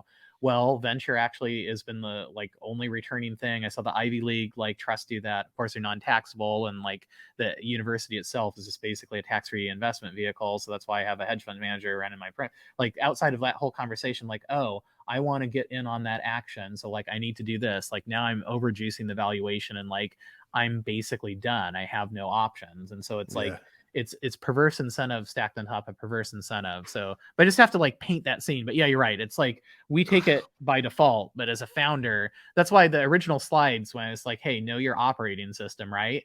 Is that the world that's why we always did like light angel and then went straight to it. That's not for everybody, and I have friends that do that other model and they love it, and they do well at it, but that's just like Sure. not my model. Well, and you have a track record to back it up. Yeah, it's different for different people. I mean, some people love it and I get it. And so then like, okay, so how do you do that? Like, so basically like every market has a map, it has a graph, a tic-tac-toe board. And like, I try to make this as stupid as possible. So like the abstraction and dissidence is overwhelming. Cause if I use real examples, everybody gets caught on the details and they say, oh, it's like, so I Yeah. try just widgets, right? Widget, Right. widget, widget. There's like horizontal widgets and there's vertical widgets. And just, this is dumb default, but say like, full stack widgets, widget hardware, widget software, widget service, right? And then Right. you have enterprise market, consumer market, supply market, and dark horse. There's always some dark horse out there. Nobody ever talks about it. This is always our playbook to find the dark horse. And usually that dark horse is like, there's reasons why it's not talked about, and that's usually because it's tapping into the financial like pipes that nobody as a public company wants to admit that they're not running, that they're outsourcing to a vendor. So that Right. dark horse is usually like really important but never talked about. So you want to find, there's a Interesting. dark horse somewhere out there, go find who they are. And so all right, so every company, potential acquirer, you put them on the board and they occupy one of those cells, right? By Right. market and by function. And then your game is, how do you unlock their denominator? How do you decommoditize them? And how do you unlock their total addressable market? And you can either go vertical or horizontal. And there's kind of pros and cons to each of those. We walk through some examples. And then I say, all right, so that was the old game, old guys like us. That's how we played. That's like a very good map. That's still what they teach. And like like even in the universities, that's still what they teach. And when they do crypto, they have somebody come in and talk about assets, or somebody talk about law, or they have somebody come in and like, I won't mention any Ivy names, but they have like some grad school come in and say, here's the metaverse, and look at somebody give a presentation in the metaverse with like the ape thing moving with his head when he moves. It's like you're doing that as like almost fetishism, or like like almost like hagiograph. You're talking about the thing itself rather than what it does, and there's like a place for that, but that's like not what I'm talking about. So then I have to take a pause and say, hey, so just freeze. I do this history thing, say, hey, every now and then in history we have these unlocks. These unlocks tend not to just be financial or technological, they also happen to be in terms of business model. And like there's a massive unlock going on, which is really about innovation. There's this academics of innovation, which is sometimes we'll do it for this class. And like, how do you get people to change, an innovator's dilemma, and blah, blah, blah, blah, blah. I say, this is a little bit different. This is like, what type of innovation? Is it decentralized innovation or something else? And so you can kind of talk about these examples we've walked through, that we spent the first hour talking through, and said, hey, like this decentralized innovation is like a different approach to what we've seen before, where innovation comes from the bottom up. And why can it happen? Because they have the ability to coordinate, and because they have capital with which to coordinate and can message around that. They own their own rails. Like that's a qualitatively different type of innovation than we've seen recently. And there was a historical analog of this. And like, why should you consider, I think I changed this from crypto to Web3. I usually don't say crypto. I think they let me say Web3, so I changed this to Web3. Like the nomenclature doesn't matter. You call it whatever you want to. Right. Like, if you're after an asymmetric impact, there's only two ways to get a return. You have to bet against a market. It's like it's more difficult to do than it sounds. Students don't think it's easy. It's like much more difficult. Or you can get in early on something big. And if you go after that latter, I'm not smart enough to do the former. Like if you go after the latter, there's only so many options you have. So you might want to consider something that reworks the internet, data, and content, where you actually own a protocol. You might want to consider something that reworks finance from the pipes up as well as a new asset class. And perhaps you might want to consider something that like reworks the idea of a business model itself for users, for startup founders, and for investors. Like, so when you hear crypto, you think of a coin that's trading, and that's great. You might think of some tech. Maybe it's ready, maybe it's not. I'm here to tell you crypto is actually a business model innovation. And this is like a radical approach for people, which I wish they do this, but like this isn't how crypto is being taught, nor is it how business is being taught. So it's this weird kind of no man's land. So I say, hey, so about crypto as a business model, there's three things you need to like think about. Like one is user owned business models, where you incentivize users with equity. Imagine if Facebook users weren't the product, but actually the equity holder. And the more a user contributes, the more they owned. Oh, that can't happen. It's impossible. Well, funny fact, like 80% of the value of software has been created on open source software, and people just maintain code libraries on GitHub just because they like doing it, right? Right. We already do that. We just haven't incentivized people. Imagine the unlocked when they're incentivized to do the thing they're already doing. Oh, okay, yeah. Oh, wait, I never thought about it that way. Smart contracts. This is a little bit different. Like in the Middle Ages, these old guys in robes used to write stuff on manuscripts. That's what we do today. We call them like lawyers and like everything that you write down in a document, tick, tick, tick, tick, tick, is running on code automatically. There's this thing called DeFi. Imagine Wall Street automated. No traders, brokers, or market makers. No clearinghouses or middlemen. Just peer-to-peer as a protocol, as like interaction of code. Like that seems boring. Think about it. And then walk through some examples. Think about it. Think about it. Think about it. Oh, I can just use Robin. What if you're not in the United States? Do you have access to a bank? Oh, wait. Da, da, da, da, da. Anyway, so you kind of walk through that stuff from. It's beautiful. And then decentralized technology. This like zero trust enabling radical decentralization. So like, hey, old professor, you remember when you used to do that SETI thing and everybody's desktop like ran a little bit of code and you'd search for aliens and everybody kind of collaborated? Like imagine like that at like scale, right? Imagine like instead of all your files on Amazon Web Services and them shutting them off, they're like magically sitting on things all over the world where there is no kill switch, and like you get paid for participation and pay to use that. Like, oh yeah, that SETI thing, I used to use that. So these three things: use your own business models for direct interaction rather than proxy, where ad spend goes to Facebook and Google; smart contracts where I can automatically execute stuff. And like the magic here is that I can fork code. Like imagine in Web 2, like code was actually the determining factor. In Web 3, imagine I can cut and paste Google's code base. What? Yeah, it's called a fork. I can cut and paste Google's code base. Oh, no way. Yeah, so now I'm going to have to innovate. Let me tell you a sushi swap versus like I can tell these stories. Now all of a sudden, wait. So the determining factor is like not in the code. It's like in how people are doing it in the development. Yes, this goes back to user-owned business models. Oh, okay. Then like, how do I run that? So you kind of walk through some examples with that, and like, Love that. compare and contrast. Like when you say fork, cut and paste Google's code base, then people are like, oh, frick, now I know what these words mean. So you say that's the thing that's going on. So now you're a founder, you're doing a startup. You learn the old game of tic-tac-toe and how to decommoditize and how to expand fam. So you're doing a startup. Here's a thought exercise for you. Can your users share ownership as an incentive instead of spending increasing amount of money? And by the way, like if you've worked at one of those companies, you know that like you do ad spend and then you're intentionally algorithmically tamped down so your funnels don't convert as much and you have to spend more, and it's a deleterious cycle. Like what if you got out of that and you could directly interact? So now if I'm doing a design shop, or I'm even a studio around interaction or experience, you now have a toolkit where it's not just designing tokens, I'm designing actions directly and governance directly and product design directly. You don't have to like influence by proxy through like hammer and chisel. You can actually like do that directly through code. Imagine what you could do. Oh, whoa. All right. So what if the users owned Facebook, and the more they contributed, the more they owned? Maybe not just like typing out words. Maybe if they moderated, maybe if you had value, maybe you have like hierarchy of value that the users themselves determine. Like, how does that impact your governance structure? Protocol versus app, side entities. How about your funding? Like, remember how I told you the old OS? Do it self, do it angel, do it VC, conflicting. Like that funding is really important because like as a startup, like I'm in awe of the crypto startup founders, right? Like this means you as a startup founder in the old Web 2, old guys like us, like if my startup had a price on its stock from day one, it would have been disastrous, right? Up 1,000%, down 1,000,000%, up 1,000,000,000%, negative infinity. It would have been crazy. Like right now, we're at the moment where like Larry and Sergey want to sell Google. They're sitting in their garage and they want to sell it for $1 million. They're done. They're out. It's wildly, true story. It's wildly volatile, right? And so like you as a founder, if you want to do this, you just have to recognize you're going to have a stock price, right? And guess what?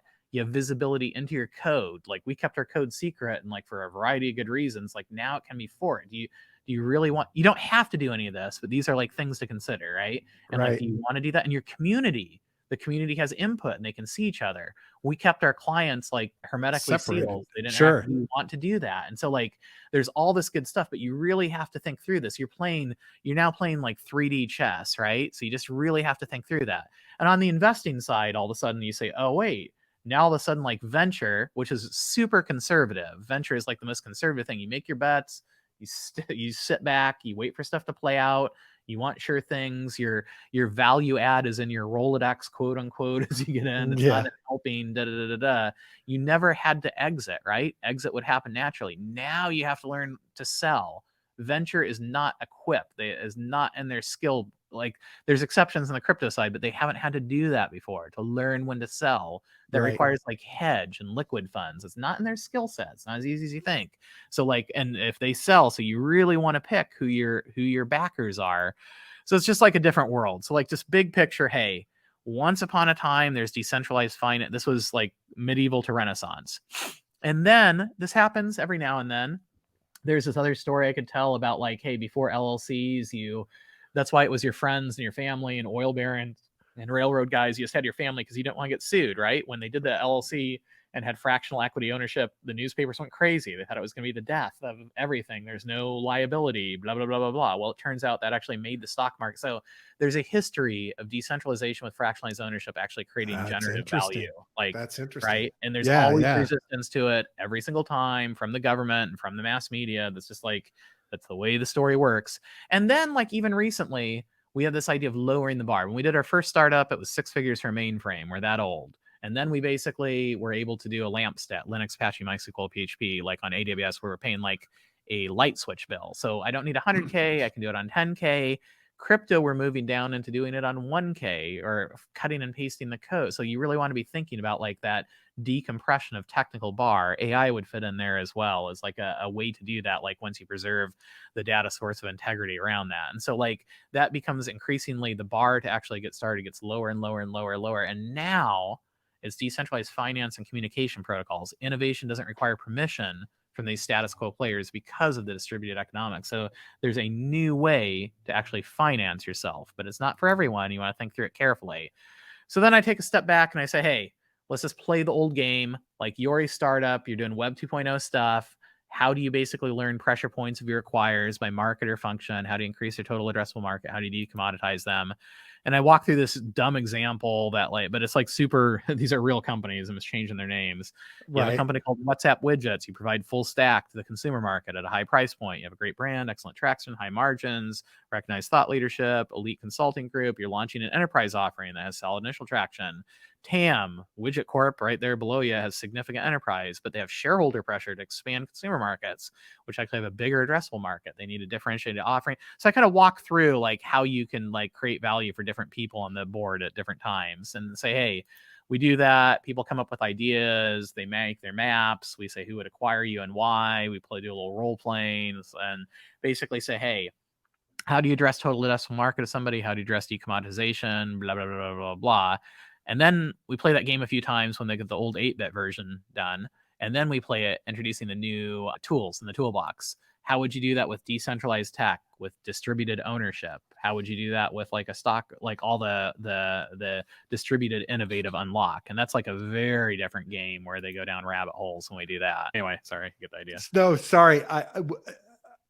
I'd love to, I would love to be in the room when you're walking these folks through and they hit that last stage. I gotta believe that's fascinating to see where their heads go. Yeah, it's definitely, you can tell it's that's like the idea of like, hey, you're a medieval peasant and now you've been given a ledger and you've been given like a book that says, here's how you set up a print shop, or here's how you set up like a little store in the town, like go do it. You're like, it's almost like paralysis, right? You're like, wait, I have everything here. How do I do? Okay, step 1, you borrow money to do this. Step 2, you go hang out your shingle. It's like, it's like a very different world. It's like very hesitating like steps for sure. Sure. And that's why it's super important. Like now you have more choice, and crypto makes everyone an entrepreneur, and it makes founders, it forces the issue of what kind of entrepreneur do you want to be, back to that OS. And so, yeah, it's a depending upon the room. It's very different than just saying, hey, here's the metaverse, look at me with a monkey and I get tickets this way or whatever. It's like a different, much more pragmatic approach to it. Well, and look, I think you've immersed them properly, right? Though you've set them up, you've given them the warnings, you've explained what they're facing in the regular Web 2 world with whatever they're going to do. And then you've given them the option. And I got to believe out of every group you're talking to about this, there's a segment of them that just clicks for, right? Yeah. And then it's like, oh, holy shit. It's a lot to throw at them, because you're basically saying, hey, there's perverse incentives baked into the current model, and they're like, oh wait, really? And so you're going through that, and then you're like, now you have to figure out what you want to do. Oh wait, really? And now the game's unfair, so how are you going to learn the moves? Oh wait, really? Now there's this new thing which gives you new powers. Oh wait, what? And now let's practice the old game, practice a new game. It's like that's why I'm saying my hat's off to people doing this. It's craziness. And I kind of close and say, hey, here's just some stuff. Paul Arden is this marketing, it's this picture book, which I like a lot.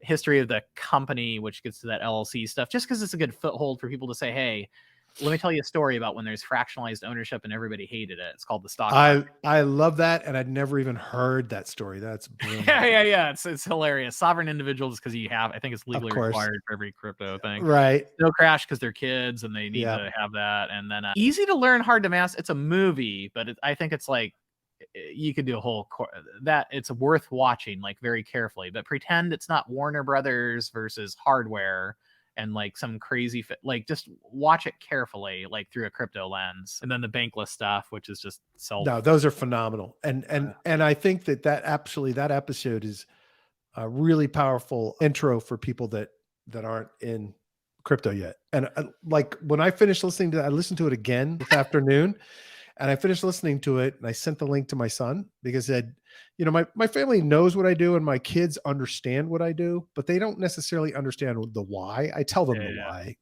the mission-based stuff and everything.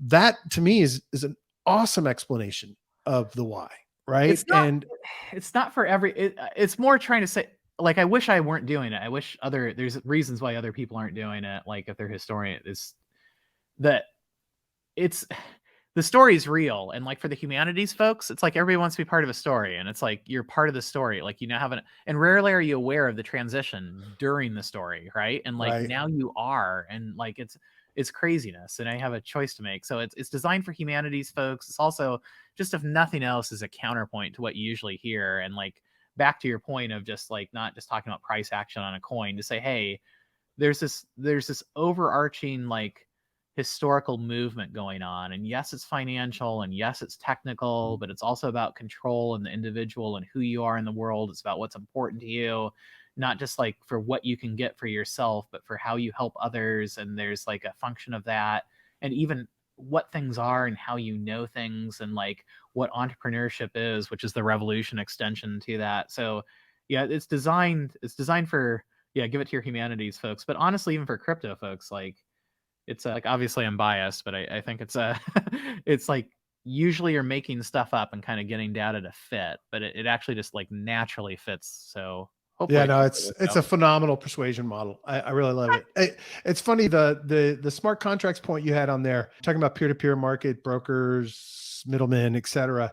The one thing I've had is when people have read the book Anti-Social Network, which is just about the whole GameStop thing, a very simple, easy read, is I tell them that all of that doesn't happen if the financial system is on crypto, is on blockchain, right? You don't have all of that happening. And then that for them is like to me, this is what you're doing, is that persuasion model is so powerful because you're submerging them in it without them realizing it. I love that. I absolutely love that. And I think I think out of that, you're going to get the people that dive deep, and you're going to get entrepreneurs. I mean, from the perspective of your own business, you're going to have entrepreneurs that say, oh, holy shit, I can do this. Oh, wait a minute, Josh is an investor. So, it's like, I think that's fantastic too. And if nothing else, it's like, we're kind of, I mean, on the investing side, so we have a couple funds. It's just our own capital. We're not running money for anybody else. So we're like, I always say we're free to do anything. My wife always says we're bound to do everything right. We have absolute accountability, she says. So we have different, but that's the nice thing about the abstraction, the protocol. Like, you can be, it doesn't even have to, in the old world, it's your Rolodex and who you're interacting with. Like, if you're picking like your point on the stack, basically, like other people's success is driving your success, fat protocol or otherwise. And so like, even if I'm not like having Rolodex and investing in directly here or there, like anybody can go out and like pick the protocol and like purchase it. That's right. So and that's beautiful. It opens it up for everybody. And like, honestly, it changes. Like, you used to have to get in early to be able to get this stuff. Crypto is so volatile. Like, you can get in late when it's in a public offering and easily outperform someone with like, privileged pre-mined stuff. It doesn't even matter. So that's like, right. It's like much more collaborative and generative. That's why the pick a chain stuff, like, it just drives me nuts. Like, the idea of like opening up polls with multiple spaces, like that's just the way stuff tends to work. And you need like zealots and adherents to do stuff. So I'm very Gen X on the pluralistic side of this stuff. So like, definitely multi-chain for my own bias. That means everybody hates me, basically. The two Gen Xers here in the room have the exact same philosophy on that. Everybody hates me. All the guys like, don't you want to say that's like, no, I think your thing's great for what it's doing. That's great. Like, oh no, don't you? So yeah, everybody. You'd think everybody would love it, but everybody hates it in reality. So I try to keep that. Well, it's funny. I don't know if I gave David and Ryan some public grief about their maximalism at one point. And then I actually had a conversation with David where I was like, holy crap, you guys have actually listened to people and you're actually embracing other things. And I was really impressed with that and pleased with that. But I do piss people off all the time with every bit of competition grows the space, and every bit of it is critical for expansion and evolution. If we don't have it, we don't get where we want to be. So from my No, perspective, no. And maximalists never think they're maximalists. They always, it's yeah, like the world's like when you're mad, the world looks sane, basically. Like you're not, and like, I don't want to get too much into the generational stuff, but there is like a deep philosophical idea. It's like some people, and there's like a generational mindset. You can do the socio sentiment analysis if you want to, like, but there's like, if everybody hopped on the same chain, then there'd be unification because you'd share the same values and there wouldn't be any more conflict and you'd be holding hands like in a Coke commercial. Like that sounds simplistic, but like there are people who deeply believe that, like yeah, very, very well-known of people who course, deeply believe that. And like, I have like a very different, like coming out of like the pluralistic expansion post-Renaissance, like historians will point to wars of religion and what have you. And that was a lot of my work. And like the idea of like pluralism with counterbalance is like, counterbalance's option is like super important. Like rather than having, I don't want to trust an institution, I want to trust a protocol to maintain the peace. It's like, no, I want to have like enemy of my enemy is my friend with consistent triangulation going on. And like yep, that's like it's almost a philosophic, it's like it's not even technical at that point. no, And that idea of saying, hey, I open up a poll so I have design space along it, it's some of it's semantic and nomenclature, but like yes, I'll have like we're heavy Bitcoin, heavy ETH, heavy Solana, like for a variety of different reasons. And like I kind of want something like Turbine where I'm actually like running like a composable thing, albeit monolithic, because I'm actually reappropriating like a telco model that might lend itself really nicely to DePIN versus an asset. Oh, that's not an economics. It can't. No, it actually might just be tech. Oh, it's just tech. All right. What if it's just like if things, it depends on your like a priori definition of like what crypto actually is. Is it just a value asset? Is it just tech? Is it just a business model? I think it can be all of those and any one of those, which like gets people, which that changes your criteria of what you participate in and why. So I'll just sure. leave it at that. No, Not a very popular opinion though. no, but look, I couldn't agree more with that. Like, I think from to me, it's just so foreign, this idea that this thing needs to be locked into one. I get it. There's a limited amount of participants and funds right now, but if we don't do this, it's like what you were talking about earlier. We're so early. The thrashing about is going to happen. The death and suffering is going to happen. There are going to be winners and losers and winners are going to become losers. We've got a long friggin' way to go. And if we don't do this at multiple levels, we will never get there. And so for me, it's critical. No, amen. It's like, it's not just like a distrust in institutions because they're institutions. It's just in institutions because there's usually like a disproportionate like power curve with few controlling the many. Yep. And so having a disproportionate power curve of even protocols with few, like one protocol, oh shit, I hope it works. Well, oh, it's a safeguard. It'll work because it'll work because it'll work. I hope so. It's like I'd like to hedge my bet. I'd like to have multiple things running at the same time. And then to your point, in game theory and complex systems, that actually strengthens the entire network, right? It's like it's so simple. I don't even think it's like a logical or a technical argument. I think it's like deeply philosophical. This idea of like everybody on the same one and sharing together. It's like I think it's like it's much more like a mindset than anything else, honestly. Yeah, it is. And look, I mean, I get it. People get vested in egos and concepts, and you know, it's hard to pull them back from it. But hopefully we'll get more and more folks that have that kind of philosophy. Real quickly, are you guys as a fund, are you investing in new startups and founders in the crypto space? Yeah. So and how do you approach? Sorry, how do you approach that kind of build for exit philosophy in this world? Yeah, so there's usually don't talk about like, so usually people are doing media stuff. Like I don't like doing a whole lot of media unless it interests me. What you're doing interests me. I'm like super esoteric. What's interesting to me, so I kind of don't. And so I'm not looking even for founders or what have you. That's not why I'm doing. I just do it because I want people to understand the message and the opportunity. It sounds cliche, but it's like legit. No, absolutely. And like anybody can invest at the protocol when stuff comes on public or any point in the stack. So like everybody basically has access to the same thing. Yes, exceptions, blah, blah, blah. But yeah, we have two funds, one of which is a family office and Narwhal, and one of which is with our same co-founders we built the companies with, Sixth Event. And like one's VC, one's more family office, and they're all kind of like liquid and venture. And we're fund of funds investing in funds, fund of funds investing in liquid, and directly in protocols, and directly in individual projects, assets as well. Some of those public, some of those which just come up individually. And then we also operate the stuff. So Oh, wow. we'll validate, and we'll do all the normal stuff basically, because you want to be using it to make sure you know what you're doing, which Sure. sounds It's simple. crazy. That's what a crazy concept. Yeah. And then also like we sort of do a little bit of a labs thing where we're like this idea of like helping the person in the real world in the small business, like based here in Kentucky. I'm in this old bourbon bar, which is going to get I knocked down love that and turn into building, mini by the way. storage. Oh, thanks.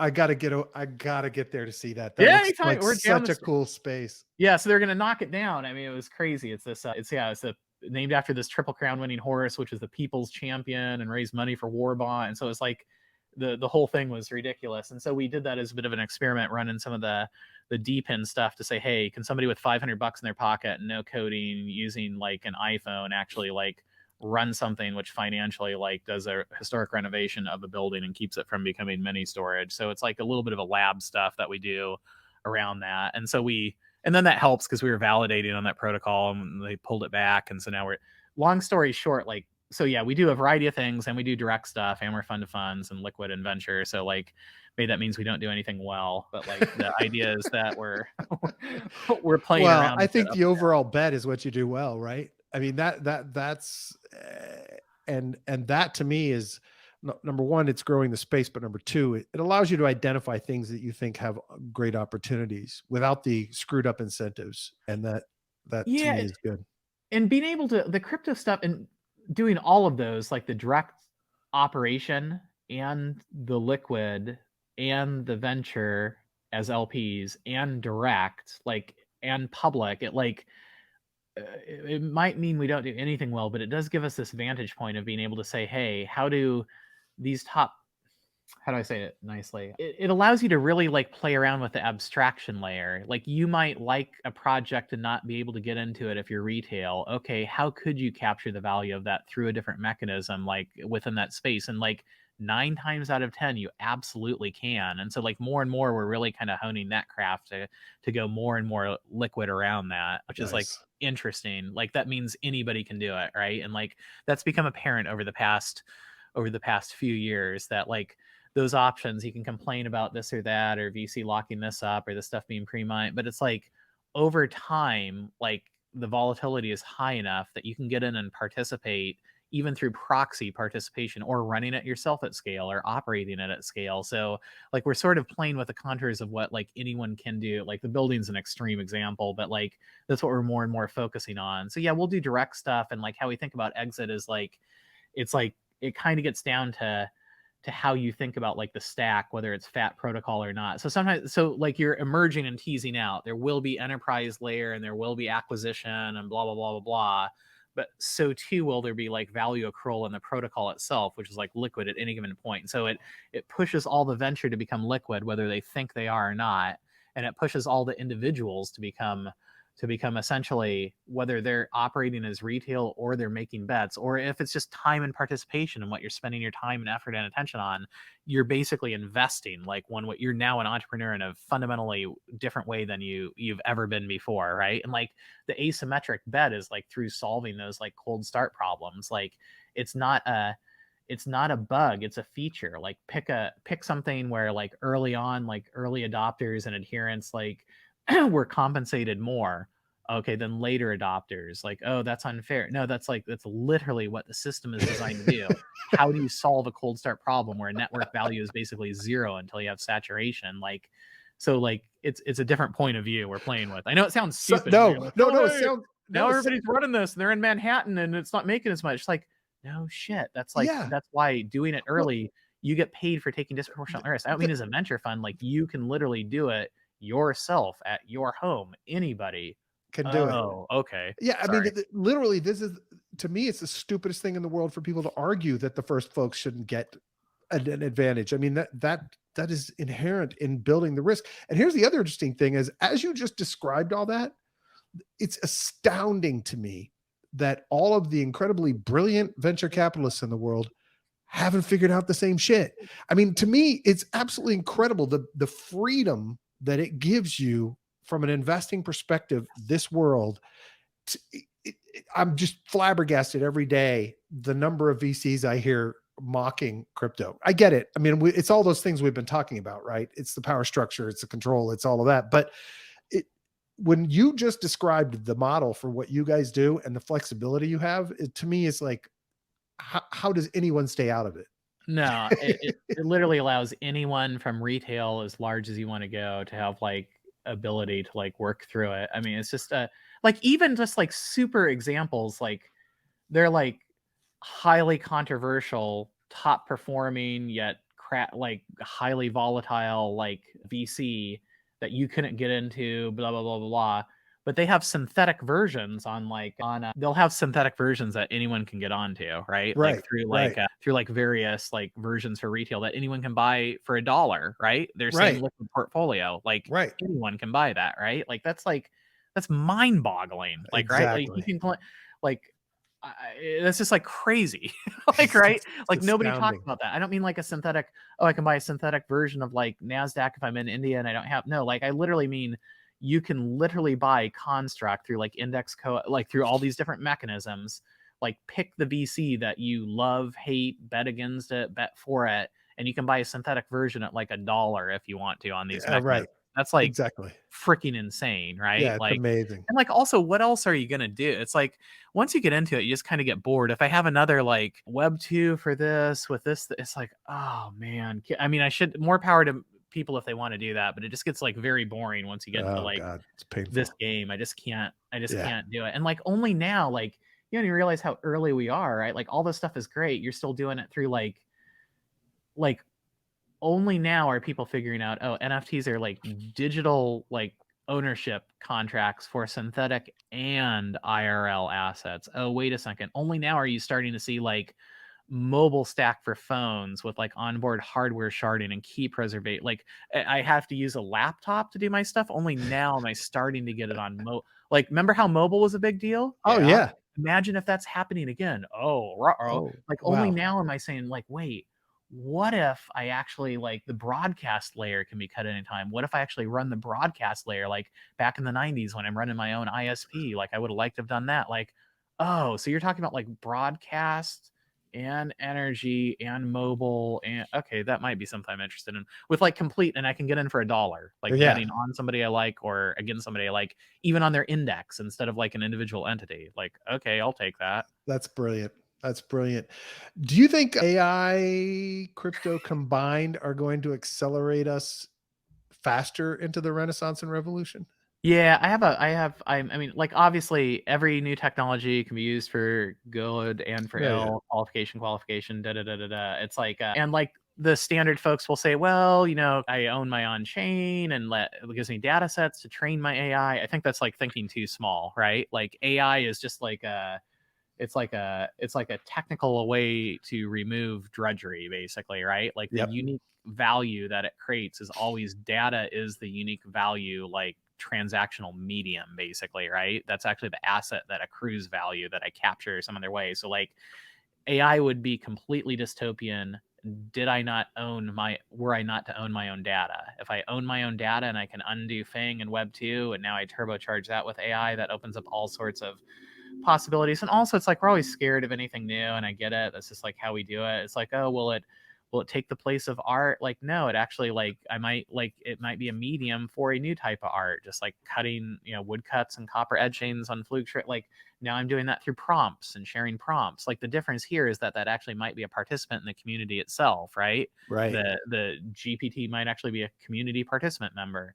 Oh, that's not the case right now. Yes, it is. You guys use Google's version of Clippy as you're interacting with stuff. You do that all the time. It's like you just don't think about it that way. It's like we're like Victorians, like we're saying this is my powder room and this is my eating room and this is my sitting room, and it's like if that helps you to like feel like it's a false, use that construct if you need to, but it's like deleting files on your laptop, right? It actually doesn't go in a trash can. That's just a thing that you use to like parse your reality. Like we're just like moving into a different version of this. So yeah, I'm very bullish on that. Not on the standard like VC, oh, we'll use it to train models. Like, no, it's like if you own data and if you're like all of a sudden your upfront decisions become more important. And by commoditizing what isn't unique, it makes what is unique more important and more valuable. So like, it's definitely like a different world, but we'll look back on it and be like, oh, it's like, the printed book, boring.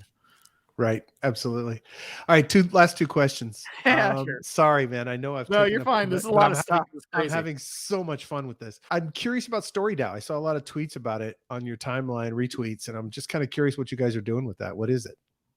Oh, yeah, StoryDAO. Yeah, that's one of the things like we're interested in. Like the core stuff, like these data DAOs are super interesting. The DPIN stuff, like we're doing like obviously like super biased on Helium and some of the other stuff, like just because that's like we like it for like a variety of reasons. And like that's like so physical infrastructure, boring, broadcast layer, blah blah blah, like mobile stack stuff. So some of the Solana SMS stuff, like we're doing that just because it's like interesting how they go about it on the tech side. And like StoryDAO represents the complete other end of the spectrum where it's so it's Justin and JP Atlanta. So Justin is, very accomplished founder, sold something black, like real estate Web 2, data, analytic, your standard Web 2, like brilliant guy. Right. And his brother happens to be like a showrunner for like, Lion, like one of those guys. And so they basically said, hey, wow. What if we could disintermediate like Hollywood or IP and like actually what if instead of just mining all the stuff that used to be interesting and cool and was like bottom up, like not just comics and fan fiction as we go through this, what if we could like create from the community and incentivize the community to actually create, so you get like paid for writing your Harry Potter fan fiction or whatever, right? And that sounds like horrible to people because they say, oh, it'll be chaos, it'll be crowds of people and upvoting and downvoting. They have a very clever like author model or auteur model where they're balancing creative independence and curation with the bottom up people doing different things. And so it's basically a DAO for creating stories, simply put, IP, which sounds incredibly boring until you start to like look under the mechanics of how like content and media are created in the distribution rails.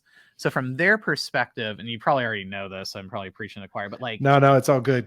In the old days, like if you created something, you say you create a sitcom, you would not get paid very much for the original run, and you would make it up on the back end through syndication, right? Like that was the bet. And like Netflix has eventually come in and other people on like online distribution and said, no, we're going to pay you lump sum, and like you're not going to get anything on the upside. We're going to preserve the upside for us. So you as a creative individual, it isn't second tier. The very, very top flight talent is looking for additional people to work with outside and looking for a different economic model outside of that. So you actually, you create, you participate, you work in different ways, and like you interact with like top flight talent and actually become top flight talent yourself if you want to. And like the idea is like around the distribution model is opened up. So you're decentralizing the distribution model where Hollywood controls the content rails distribution, now opening it up to everybody. So it's like, it's the opposite of physical infrastructure and the opposite of finance. It's like, what if you had a bottom up equity shared and creative control shared? And I just have to qualify. It's not just like complete madness up down. You have to have this very clever top down and bottom up, and like on some level open to anybody doing anything.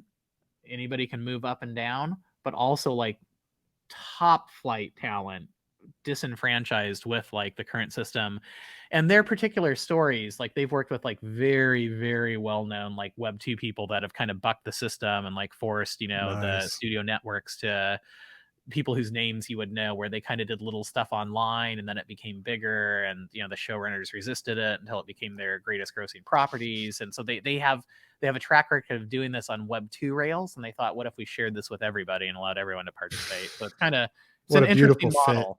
It's a beautiful fit. It's perfect. And also like, I mean, it's complex, but it's perfect. Like it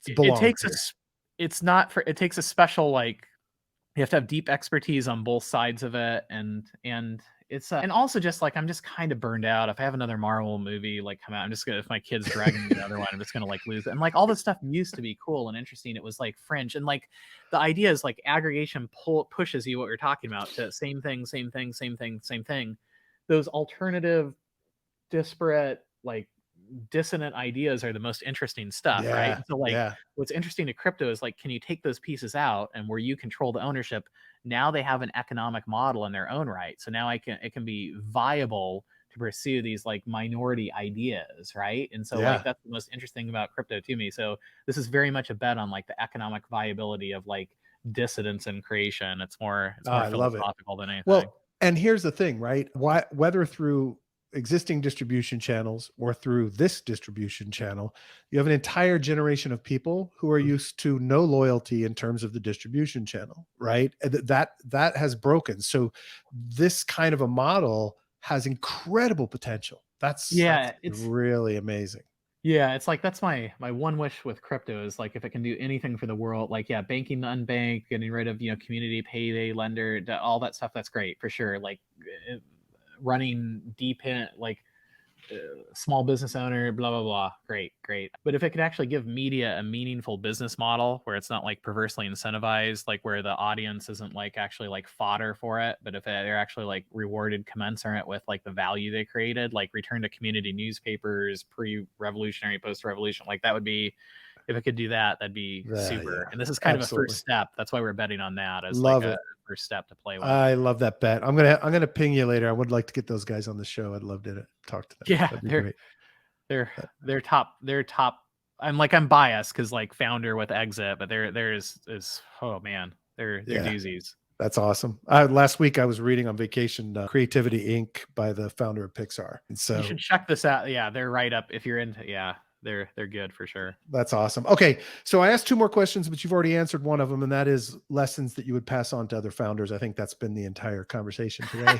All right, perfect. And then the second question is there somebody in this space for whom you have just like the utmost respect, or you feel like they're leading the way, or they're just critical to our future?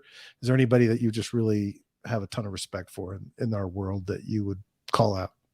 Oh man, I mean, there's so like you can go through all the usual characters from Selkis to Bernisky to you could say Bankless guys. Like I actually like the guys that just get like hammered. Like I like the multi-coin guys a lot. I love Nice. Kyle's money. Like everybody hates it. Like they're making bets that nobody else will. Like Kyle and Tashar and like yeah, the coin fund like Jake and Seth, like those folks doing that sort of stuff, just crazy. What Metaversal and Dan and Yossi and those guys are doing, like all the usual kind of bet stuff you could talk about. There's like esoteric folks like that sort of get almost outside crypto into more cultural commentary where they're doing things on crazy systems like Urbit, like Justin Murphy and those guys. Like I read that religiously basically. But like honestly, the most interesting content and the most interesting stuff I have respect is like the people coming out of left field, like the anonymous folks you don't know about. They always like, you always like, it sounds cliche to say like, oh, the unnamed whatever, but like that's like the most interesting stuff in the world going on for me right now. So like everybody like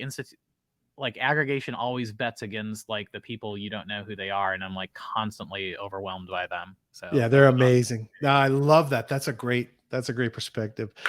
Josh, thank you so much. I'm going to put links to you in the show notes. I mean, you've given me so much of your time. And the listeners, I really, really appreciate it. And I think there's so much fantastic knowledge here. I really appreciate what you're doing for the whole space. Oh, So, thanks so much. Usually it's me thanks a just lot. yelling into a cardboard box on the internet. So this is like fun to actually have a good conversation.